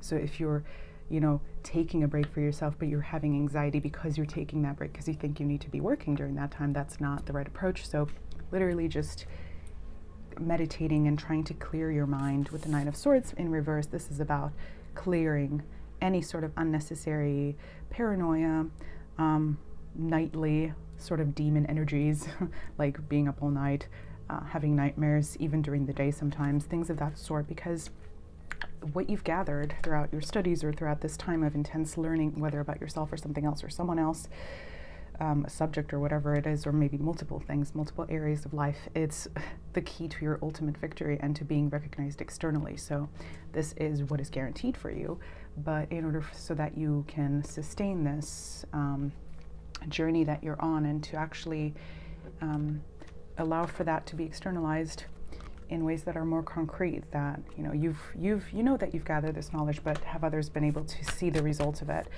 in order to be able to make that jump right after this Mercury retrograde period, which is going to have a lot of people coming out of it with not just epiphanies, but understandings about how they can make certain things happen, how they can bring things out into the real world, things that they've sort of been meditating on inwardly, or any sort of energy that you've gathered but that hasn't been put out there, whatever that means for you.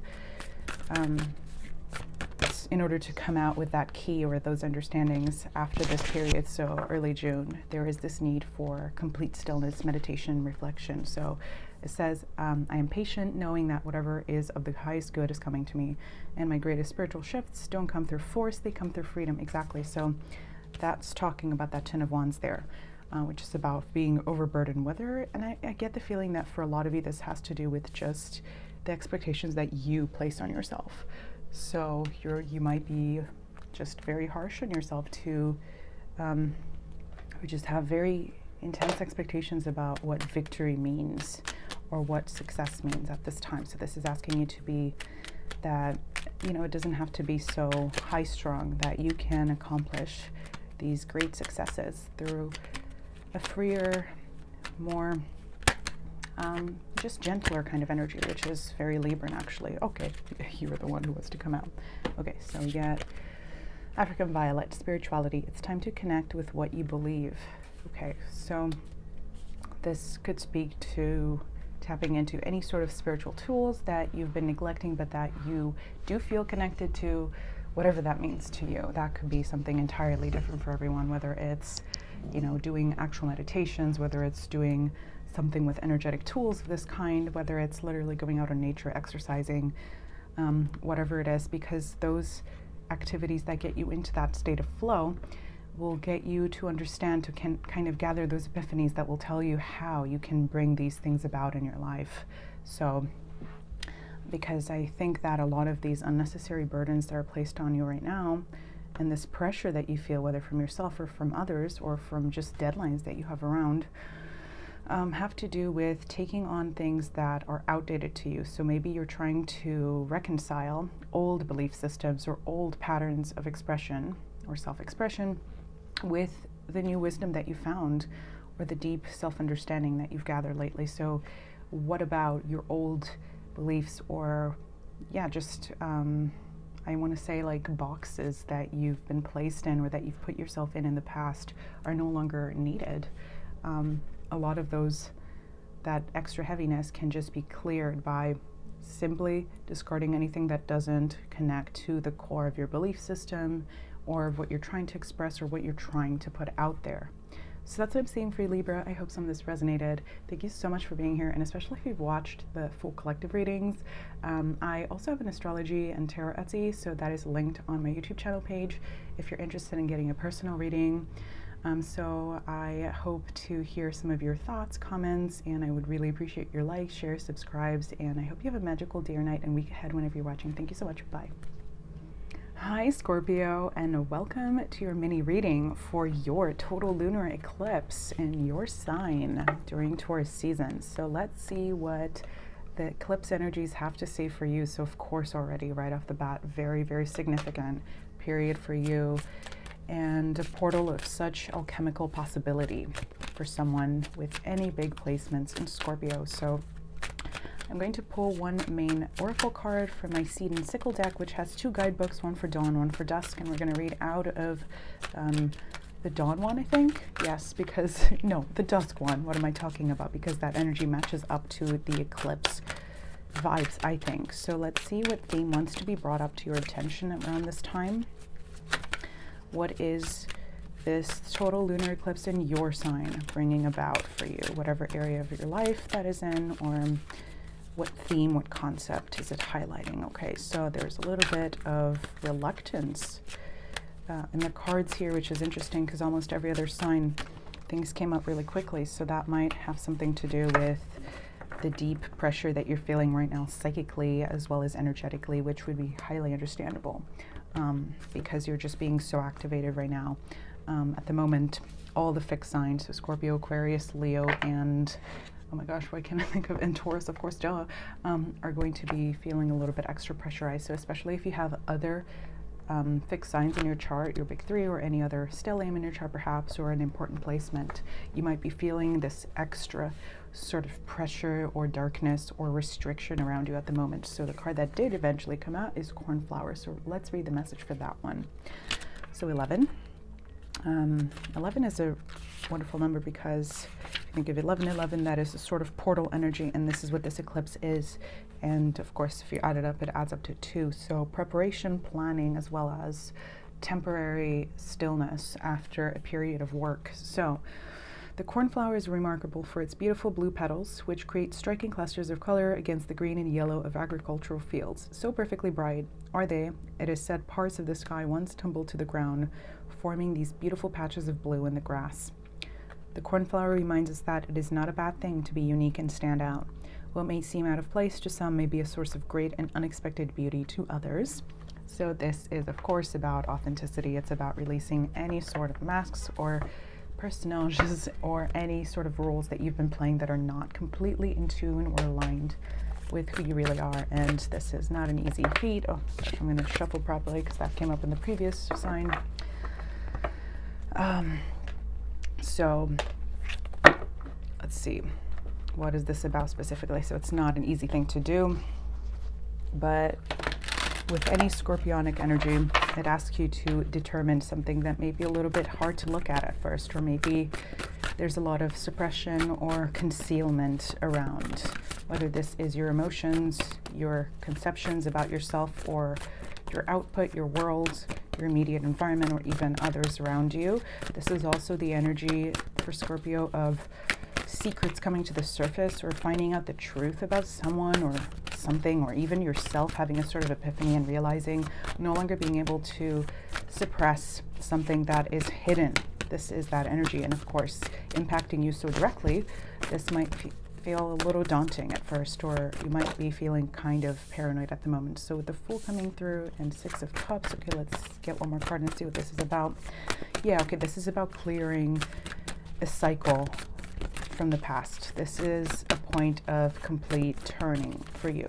And yeah, you want to be at ground zero again. You have this opportunity to pass through this portal by looking at the past. By reflecting on the past, you're going to be able to turn forward completely without being held back by any of these things that either have been repressed in your life, that have been concealed from yourself, or that you've been concealing from yourself subconsciously, so that you're able to move forward in whatever direction you intend, in whatever and maybe several areas of life that, whoa, okay, oh my gosh, everything fell all over the place. Okay, so I'm just going to take the one that fell on the table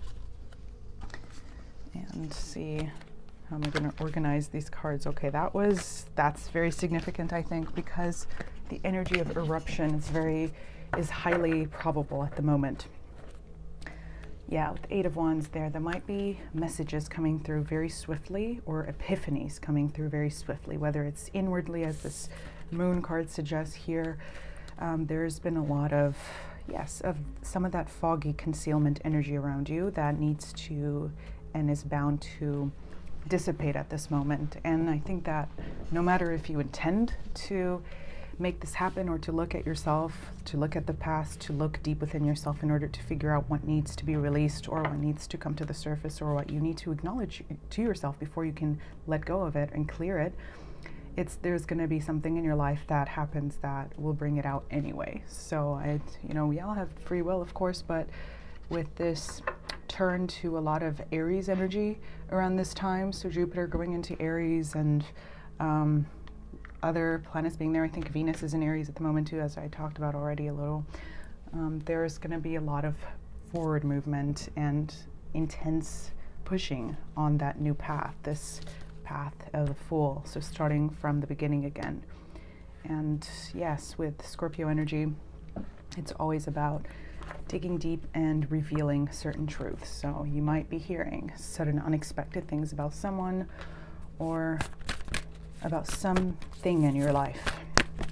Some clarity is coming to you, and no matter if this is something shocking or something that is freeing, ultimately it will lead, let's just shuffle properly here. Okay, that one really wants to come out.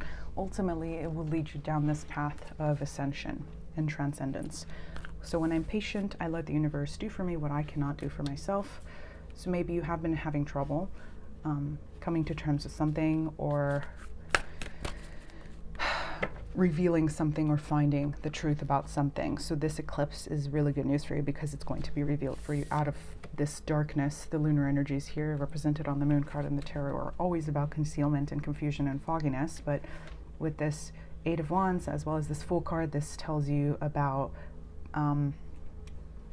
sort of flying through that energy and out the other side,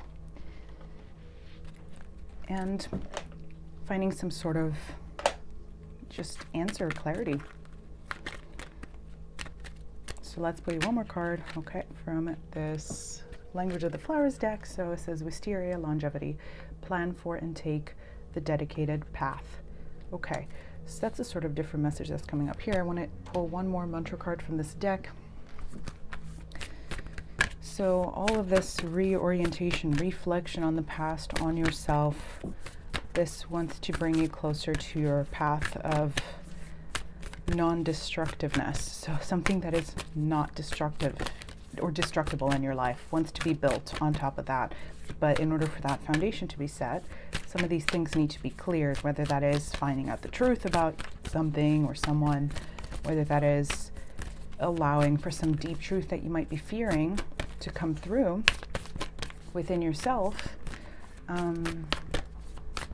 which might actually reveal something very positive to you, like a key or an epiphany to how you can accomplish certain things, how you can set this new foundation and build it so that it becomes the unshakable ground for the next cycle in your life, basically, is what I'm getting there. So okay, one more card. No, you don't want to come out. So a lot of reluctance for Scorpio here. So if you've been feeling reluctant on doing some of this stuff that you think is, to go back to our initial card there with the Oracle card, a little bit different or nonconformist, or even if you've been trying to engage in like a mystical work of any kind, this is a beautiful opportunity to do that again. And you don't need to tell anyone about it. It can be concealed from the eyes of everyone that you don't necessarily trust or you don't feel aligns with your soul or your uniqueness. And it says, when I merge my desire with faith, I can take action from a place of peace rather than control. So I think that, yes, a lot of this resistance here for Scorpio has to do with control and not feeling like you are in charge of how your future is unfolding right now. But the key is going to be to tap into that authenticity from within and those things about you that make you very unique, because you have such a potential for alchemical creation and manifestation right now. So plan for and take the dedicated path. Just setting your intentions to create something can be very powerful right now, because with these epiphanies, these revelations of information, you might find some interesting or shocking discoveries along the way, but what you're also going to find is the key to bringing all of these things about in a way that they align with your true, authentic, unique core, which will in turn help you to set this new foundation that becomes unshakable because it's built on the most authentic grounds possible. So that's what I'm seeing for you, Scorpio. I hope that you enjoy this period and that you take some time for yourself, and whether it is possible for you to engage in some of this intense alchemical work and to do some of this reflection is up to you. You can always take a break. You don't always have to do everything at the same time around the eclipse portal. You can just simply rest, and as we were saying before, like these epiphanies, these answers are going to come to you regardless. So just trusting that whether you put in this work or not, the truth is going to be revealed for you. So I would love to hear your comments, stories down below, and I do have an astrology and tarot Etsy, so check that out. It's linked on my YouTube channel. I would really appreciate your likes, shares, subscribes, and I hope to see you back here again sometime. Have a magical day or night and week ahead whenever you're watching. Thanks so much. Bye. Hi Sagittarius, and welcome to your mini reading for this eclipse season, and specifically the total lunar eclipse in Scorpio during Taurus season. So thank you so much for being here, especially if you've watched the collective messages. Those happen to be a little bit intense, and there might be something there for you if you haven't already watched, so take a look at that. So we're going to pull you an oracle card. Okay, lovely to see this coming out so quickly and simply.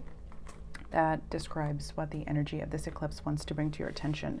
So this is from my Seed and Sickle Oracle deck, which has 2 guidebooks. So I'm going to read from the dusk rather than dawn one, because I think that that energy is compatible with the eclipse a little bit more. So 31, mushroom.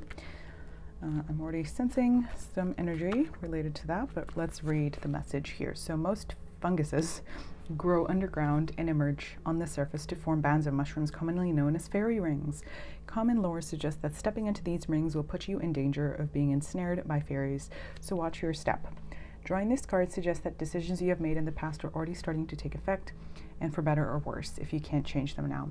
If it transpires that you've made the wrong choice, now is the time to learn from it and make a better decision next time. Or you'll be stuck in a never-ending cycle of repeating your errors. So this might have something to do with being a little bit impulsive, or wanting to take very quick action on your goals or on your path. And this maybe has put you on this, has sort of directed you in this on this path or this journey that has brought you to a little bit of an overly eclectic experience. Like, you might not be exactly sure what you're doing. You might have a lot of projects going on at the moment. You might be focusing your energy on like a lot of weird sort of things that might be kind of distracting you from your true path, from your true goals, your purpose. As Sag, okay, so 9 of Cups reversed, you are in the end very much oriented on your goals, and you must always feel like you're working towards your purpose, like you're channeling your ambitions and your fieriness in a way that is powerful and that is successful. So if there has been any detour in your life lately, the energy of the eclipse asks you to redirect that energy in the direction that is the most aligned with those goals and those purposes of yours, or that main purpose, basically, I should say. As a Sag moon, I understand the energy of wanting to do many, many things at the same time, to learn about many things, to take on lots of side projects. But with the 9 of Cups reversed here, this is telling me about overwhelm, emotional overwhelm, or just in general, energetic overwhelm when it comes to just having too much on your plate, including things that are just not so significant right now, that might be just depleting your life force. With the Temperance card coming up, that is actually represented by Sagittarius in the Tarot, so that is further confirmation that this reading is very resonant for you, or that this really wants to come your way, that this message is something that is significant. So let's see, let's just finish shuffling the cards so I can focus a little bit. So you're someone who is just so, you naturally attract good luck, you naturally attract abundance, you are so aligned with the energy of extroversion,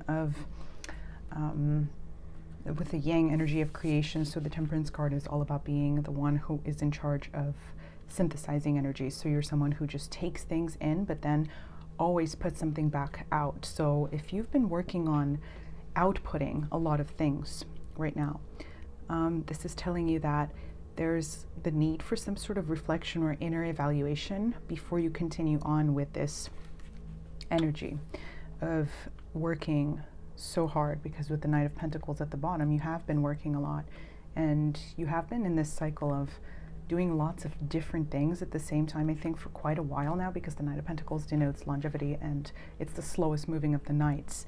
But with that fairy ring, again, indicated there in the mushrooms, like you're capable of seeing the potential in anything that you look at. And this sometimes is probably, I think that's the reason why you have taken on so many things, or maybe have given so many people chances, or maybe you've taken like a lot of people under your wing is what I'm sensing, or that you have lots and lots of friends around you, or lots of connections who are like asking you for help, for support, for some insight. And this tells you that it's great to be so optimistic and to see the bright side of things when it comes to everything, when it comes to people, when it comes to opportunities around you. But at the end of the day, which things are meant to be long-term for you with the Knight of Pentacles, but also the Hierophant in reverse.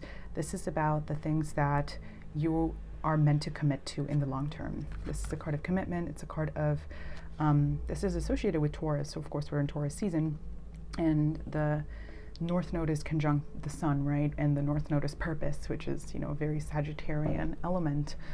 And that talks about investing in the things that are the ultimate alignments to your purpose, the North Node in Taurus. But because this is in reverse, there has been some sort of distraction from that path in your life because of just so much of an over diversity in your investments here. So this is asking you to eliminate some things. Yes, the energy of this moon, of this eclipse specifically, is about detoxing, and we've already talked about this in the collective reading, but releasing anything that is not necessary anymore, maybe not signing up for repetitions of cycles that already came up there in that first card too, of something that is just not worth it anymore, something that just doesn't give you that energy that you put out there. Because again, you're someone who just is so good at being like an interlocutor, being the one who is in charge of sort of alchemizing energy around you. So which things don't actually give you that much when you work very hard to put them out there? Whether that is your own energy, whether that's the way you communicate with others, the way you make others feel, or work on making others comfortable or happy or uplifting them. What about your investments of energies? It's very Taurian, and even just anything that has to do with your projection of values or beliefs is something that is depleting you rather than attracting the same amount of energy and investment back to you. So the universe powerfully responds to the instant I realign with love. Okay, so what do you truly love? What do you truly care about? And what are the things that truly resonate in your soul? Not in this way where you're sort of imagining that they're going to be idealistic and beautiful and sort of fantasizing about the potential behind these things and those things. Like that's potentially very Sagittarian. That's also very Piscean. So if you have any Pisces placements, that might further apply to you. But look at what this says here at the bottom. I'm going to keep the second card.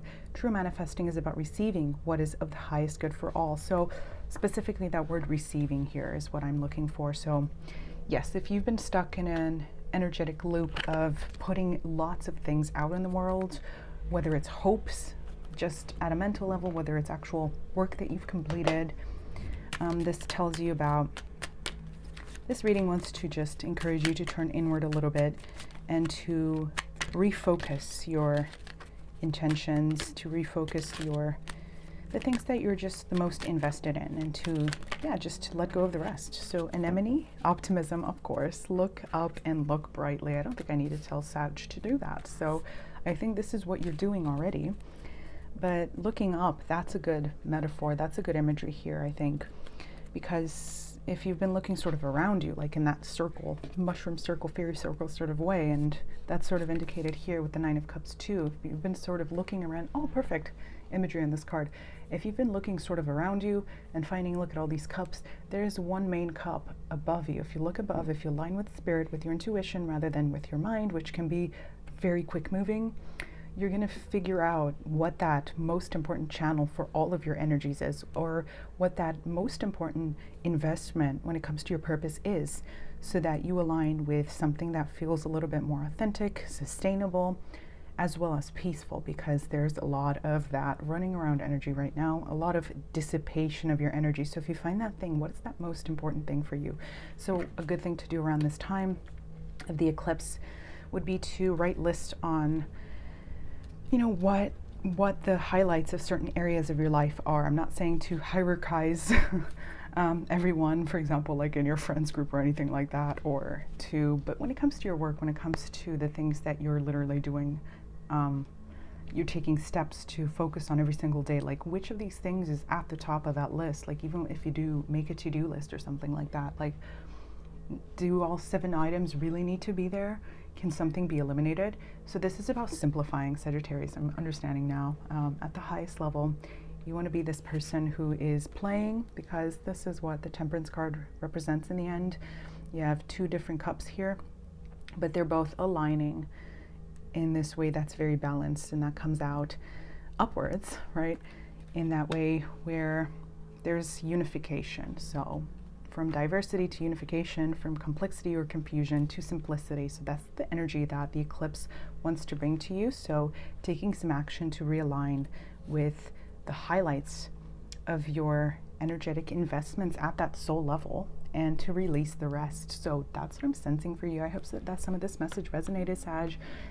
If you are looking for any further guidance, I do have an astrology and tarot Etsy, so that's linked on my YouTube page if you want to get a personal reading there. So otherwise, I would love to hear your stories, comments below, and I would really appreciate your likes, shares, subscribes, and so on. And I hope to see you back here another time. Have a magical day or night whenever you're watching, and a lovely week ahead, and I will see you again. Bye.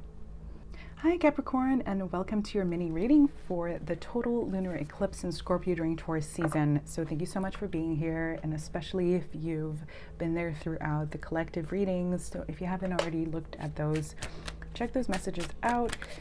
There were a lot of things coming up surrounding themes of release, detoxing, healing, stillness, and deep self-reflection, and among many other things. So let's see what the main theme for you specifically is around this eclipse. What energy wants to be brought to your attention? What are you working with? Okay, does this energy, how is it manifesting in your life? Basically, the energy of this eclipse. We have the first card in this Seed and Sickle deck that I have, which is Birch. So I'm going to be using the Dusk guidebook. There are two of them, Dawn and Dusk, but I think Dusk really relates to the energy of this eclipse a little bit more. So I'm going to read this message, and then we're going to clarify with some tarot. So this says, the birch tree is beloved by many for its pure but determined energy. It is one of the first trees to grow leaves in the spring, and the first to grow back when an area of woodland is cleared. This tenacity gives strength to anyone seeking to overcome difficulties. The birch is also featured in the Celtic Ogham tree calendar. The month it represents is seen as a time for regeneration and rebirth. This card is encouraging you to focus on all of these things. A new chapter is beginning for you, potentially one that has arisen from a challenging situation. Do not let past difficulties make you jaded. Enter this new phase with certainty and confidence. So a lot of or sort of standard Capricorn themes are coming up. You being resilient, being determined, being just such a hardworking individual, so focused on results and on gathering materials, success, and simply being in this place where you are past the cycle of taking on any burdens that are not necessary anymore. So that was definitely a message that came up in the collective reading. So letting go of any unnecessary heaviness right now. So Taurus season, the energy of Taurus does rule heaviness. Of course, as I say this, the Knight of Pentacles comes up. Okay, fine. Let's get just 2 more, not 5 more. So there is the potential right now to be overloaded, especially as someone who is expected to be so competent all the time, or someone who expects themselves to be so competent all the time. So where can you find some of that simplicity and that, just give us 2 more, please, some of that lightness of spirit or of being or of body? It's going to be the question. Okay, fine. I'm going to take that one. So things keep flipping over pretty violently. This card, the first oracle card here we have, also reminded me of the Capricorn card in the Moonology deck, which says the end of a tough cycle approaches. So yes, look at this. All of these cards here represent resilience of some kind, having overcome difficulties in some sort of way. So the Nine of Pentacles is a card of loyalty. Whether it comes to your investments or to the ways that you relate to others, or when it comes to following through on your goals and showing up every single day of your life. So if you're someone who has done this, and likely you are, because anyone with Capricorn placements that are significant is going to be in this energy most of the time.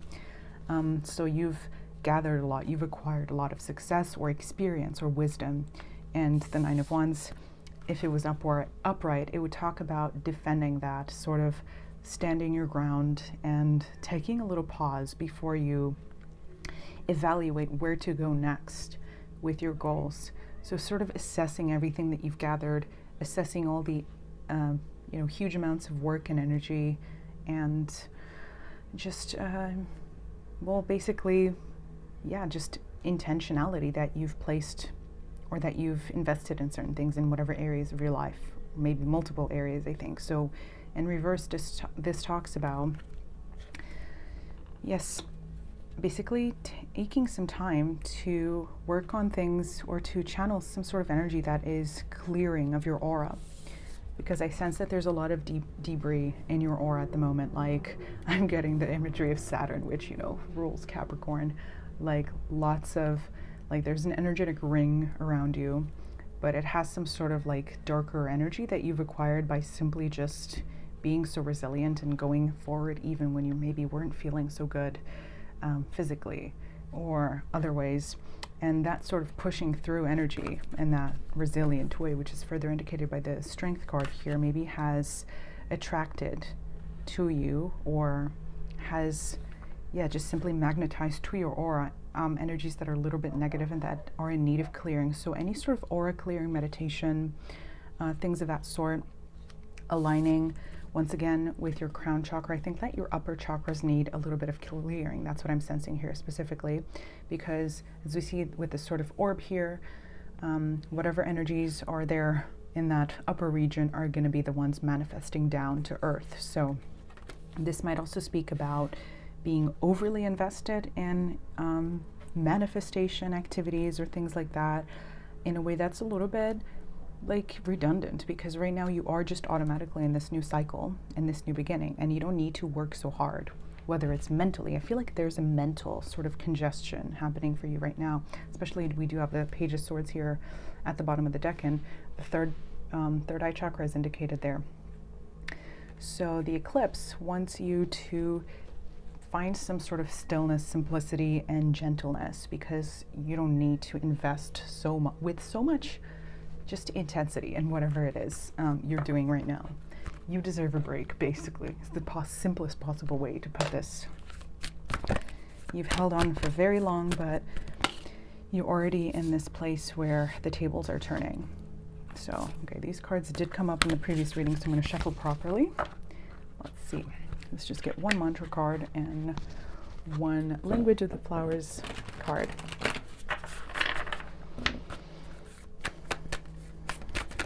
Okay, it is that one.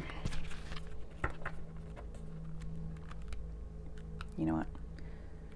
Yeah, and I'm going to take that one too, because that seems relevant. So, okay, my ability to receive is measured by how much I appreciate good feeling thoughts. So, yeah, that's what I was sort of sensing with the mental energies that need clearing. If you've been, I think there was a message about pessimism, right, in our initial oracle card. So if, yes, you have been working so hard, if you have pushed through your own boundaries in order to accomplish certain goals, but things have still not emerged, this is telling you to clear any sort of pessimism that is coming up. So if those things are sort of lingering around you, even if your main intentions, as is sort of indicated by this card, are positive, what might be blocking these manifestations are sort of lingering subconscious mantras of pessimism that are sort of there at the back of your mind, in the corners of your subconscious. Because look, it says, I accept that good things come easily. I'm a super attractor. So this is the star card. This is the star energy. It's also Aquarius energy, which is associated once again with the crown chakra. So there's definitely a crown chakra clearing that needs to happen. If you've been feeling especially like abandoned by the universe or by some higher force, by your spirit guides, by your higher self, there's this need to reconnect with that higher self, that spiritual tribe of guides, in order to remind yourself that you are being looked out for, and that not everything needs to be accomplished through your specific vessel, your own being, your channel. You can channel that upwards. This is what it is, really. It's about directing your attention or your intention upwards rather than downwards to yourself, upwards towards your higher self and your spirit guides. And that's going to be something that will help clear your auric field, as well as the energetic channels of your manifestations, which are meant to come to you back down, but you have to clear that upwards channel first. So our final message here is Tiger Lily, security. Choose the safe harbor for now. Okay, so this is telling you that you don't need to worry very much about doing too many things around this eclipse season or in this portal-like energy of the eclipse. You can simply just sit still a little bit, and that automatically is going to help you clear some of this congested energy. So even doing the simplest sort of like aura or chakra cleanse meditation, or just putting on some calming music and sipping some tea and just enjoying this gentler sort of energy, so that you may invite that more of that in this new cycle of your life that is absolutely destined for you right now, Capricorn. So that's what I'm seeing. I hope some of this resonated for you. I would love to hear your stories and thoughts and comments down below. And if you're looking for a personal reading, I do have an Etsy for astrology and tarot, and that is linked on my YouTube page, so check that out if you feel like it. I hope to see you back here again some other time, and have a magical day or night and week ahead whenever you're watching. Bye. Hi Aquarius, and welcome to your mini reading here. Thank you so much for being here today, and especially if you've already watched the collective messages for the total lunar eclipse in Scorpio this Taurus season. So I'm actually re-recording your reading, but I didn't get through much of it, so that's good. I'm using the Seed and Sickle Oracle Guidebook, and well, Oracle deck and guidebook, and there are actually two of the guidebooks. So we're going to use, I already shuffled it, so we're just going to take the card that came out initially. And I'm using the dusk rather than dawn version of the guidebook because I think that that is very appropriate for this eclipse. So let's read what this says. So this is 0, the seed. So this message is going to be, where are you? Seeds can remain dormant for many years, waiting for the right conditions to grow. This seed represents your potential for the future, but also the protective shell about it. Do not be afraid to contain yourself for a while, to take a deep breath and remain where you are until the right season comes around. A seed that sprouts too soon can fall prey to cold weather.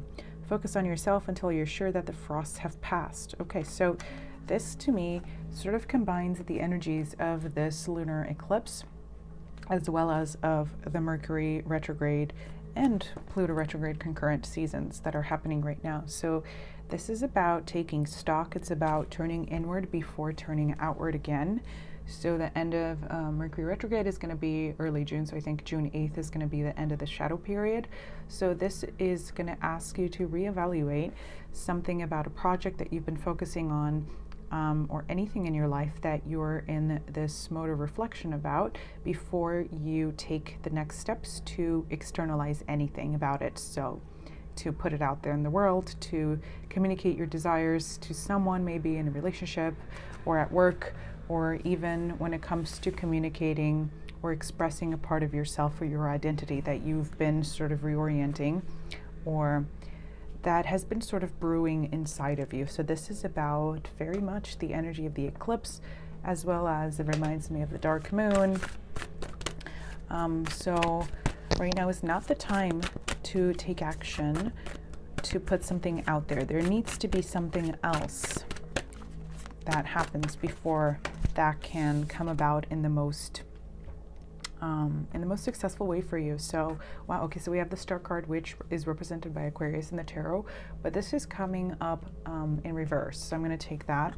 So there's something about you that's reorienting itself, and I think this might have to do for a lot of you with identity, as well as with long-term structures that you're creating, because again, you're a fixed sign, so this eclipse might be pressurizing you a lot. Okay, the King of Cups. It will be affecting all the fixed signs, so Scorpio, Taurus, of course, as well as you and Leo, in a way that feels a little bit constraining, where you feel like you must go back to the drawing board before you go back out again. So I think this has something to do with your emotional journey and understanding about yourself. It's about the way you relate to others from a place of authenticity. And we have the Four of Pentacles here, which represents sort of a constrained throat chakra. So there is something that is not being expressed right now in your life, whether this has to do with you or with someone else. And there is a necessary blockage, I think, here in order for things to be revealed in the most authentic way. So there is some sort of answer that you've been missing out on, and we talked a little bit about this in the collective reading about how this eclipse brings about epiphanies potentially. And with the Star card here, this represents, because Aquarius represents the crown chakra, this is indicating a turning upwards to your higher self again. But before this upwards turning can happen, there needs to be this inward turning into yourself, into your emotions here specifically. There's something about your emotions that is being repressed at the moment, Aquarius, and I think that this is what's preventing this information from coming in, or this clear expression or communication, or basically just conversation that might not be happening, that you wish was happening with someone, or on that more abstract level that we've already indicated there is this, yes, lack of possibility for expressing a new version of yourself or of your ventures, your projects at the moment, because there needs to be this necessary turning inward, whether in that more practical sense of what is it that I need to do in order to align these investments with my higher truth, my higher self's truth, as well as my emotional higher truth, or what is it about me that requires sort of attention, and what is it about my emotional cycles within that requires healing? First of all, recognition and lack of suppression, and second of all, healing, because the Star card is also about healing. It's about transmutation, which is an energy that is very much of this eclipse. So at the bottom here, we have the Five of Pentacles in reverse. So the end of a tough cycle of relating, of creating, and of expecting things to come into your life.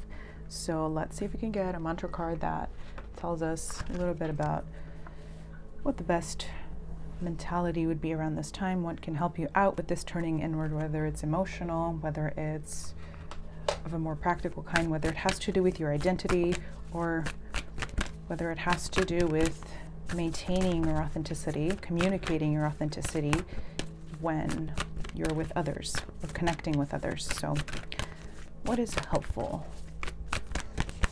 in our mantra here? So this might also speak about being in the dormant stages of your manifestation, where things might seem like they're not happening, but they are taking deep root. So this is very much the imagery of Scorpio, the Scorpio-Taurus axis. So the Scorpio side is the underground, where the seed is planted, where there is no light, but that is a necessary step and a necessary process before the results of that seed bloom forth on the surface beyond the earth. So this is maybe where you're at the moment.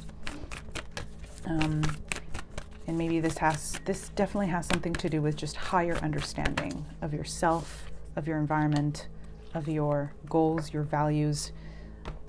Maybe all of these things combined. I'm keeping it very general here, and it's sort of like a dispersed energy. So what I'm also getting is that you might be a little bit confused when it comes to your beliefs about something, someone, or your goals, even, of course, yourself. So this says, appreciation dissolves all blocks to the presence of my super attractor power. Okay, so there's something that is unrecognized in potential in your life, whether that is the fact that, yes, you're in the stage of feeling dormant, where your goals feel like they're not sprouting, and that's totally fine. But there is a necessity to appreciate this stillness of this moment as well, because this is where a lot of the magic happens. Sometimes in lack of action is where a lot of that potential accumulates, so that it actually moves forward in the right way at the right time when it has acquired that possibility. So appreciating downtime, appreciating more yin energy is going to allow you to move forward in a very natural and authentic way on this process of externalizing whatever it is that needs to come forward at a later time. So our last card here for you is going to be Bluebell. Gratitude. Be thankful for what is good now. Okay, so this is definitely further indication of this. So focusing on the things that are already blooming in your life is going to allow you to let this other thing in your life, whether it's something to do with your self-expression, something about your goals, something about some answer you don't yet have when it comes to a relationship, when it comes to a connection, it's going to just allow you to just put that to the side and not worried about it very much. So making gratitude lists, things of that sort, reconnecting to that heart chakra, I feel like it's maybe a little bit out of balance, as well as the crown chakra, which reminds you that there is limitless possibility out there in the world, and that by no means is the fact that everything in your life is not blooming at the moment, by no means does that indicate that it's not possible for it to happen later. So this is what I'm sensing for you, Aquarius. I hope some of this resonated. I'd love to hear your stories, comments, thoughts below, and I do have an Etsy for astrology and tarot readings, so if you would like a personal one, let me know. Check that out on my YouTube page, it's linked there. And I hope you have a magical day or night, and we can have whenever you're watching, and I hope to see you back here again sometime. Bye. So hi Pisces, and welcome to your mini reading. Thank you so much for being here today, and especially if you've already watched some of the collective messages in this video, I really appreciate you. So let's see what the lunar eclipse in Scorpio during Taurus season has in store for you specifically. So we're going to pull an oracle card from my seed and sickle deck and then read what the Dusk guidebook has to say. There are two guidebooks for this one, Dawn and Dusk, and I think the Dusk one is the most appropriate for this eclipse, I think. So let's see which one. Okay, you know what? Let's just shuffle properly because several popped out. I want one single card, please, for Pisces. And then we're going to clarify it with some tarot from the Moonchild Oracle deck. Okay, so what wants to be brought to your attention? What is being highlighted right now? What is the theme of this lunar eclipse for you, Pisces? Okay, we still have two cards. I'm going to take the one on top. So Clover, 19. Okay, so let's see what this is about. Number 19, that adds up to 10, which adds up to 1. So something with new beginnings, potentially.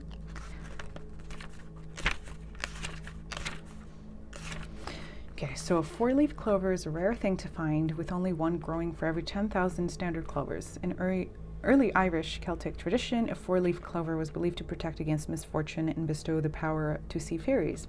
Even today, everyone knows them to be a sign of good fortune to come. Drawing this card does not require any action, thinking, or change from you. It is simply a sign that something fortuitous, however small, is due to come your way soon. Have faith that there is still some kindness in this world. Oh, what a beautiful message for our compassionate Pisces people here. So let's see what this is about. Some sort of return coming to you, and this is the energy that has been really indicated for every single sign here. The energy of yin, of turning inward, of allowing things to happen according to their own inner cycles and in divine timing and so on, but also the need to look inward a little bit. But I feel like for you, it's not so much about like emotional excavation, shadow work, clearing unnecessary pressures. I was definitely getting that for all of the fixed signs. This is indicated astrologically here. So you know what, okay, I'm going to take these two here. Oh, I'm holding the deck backwards, of course. Let's fix that.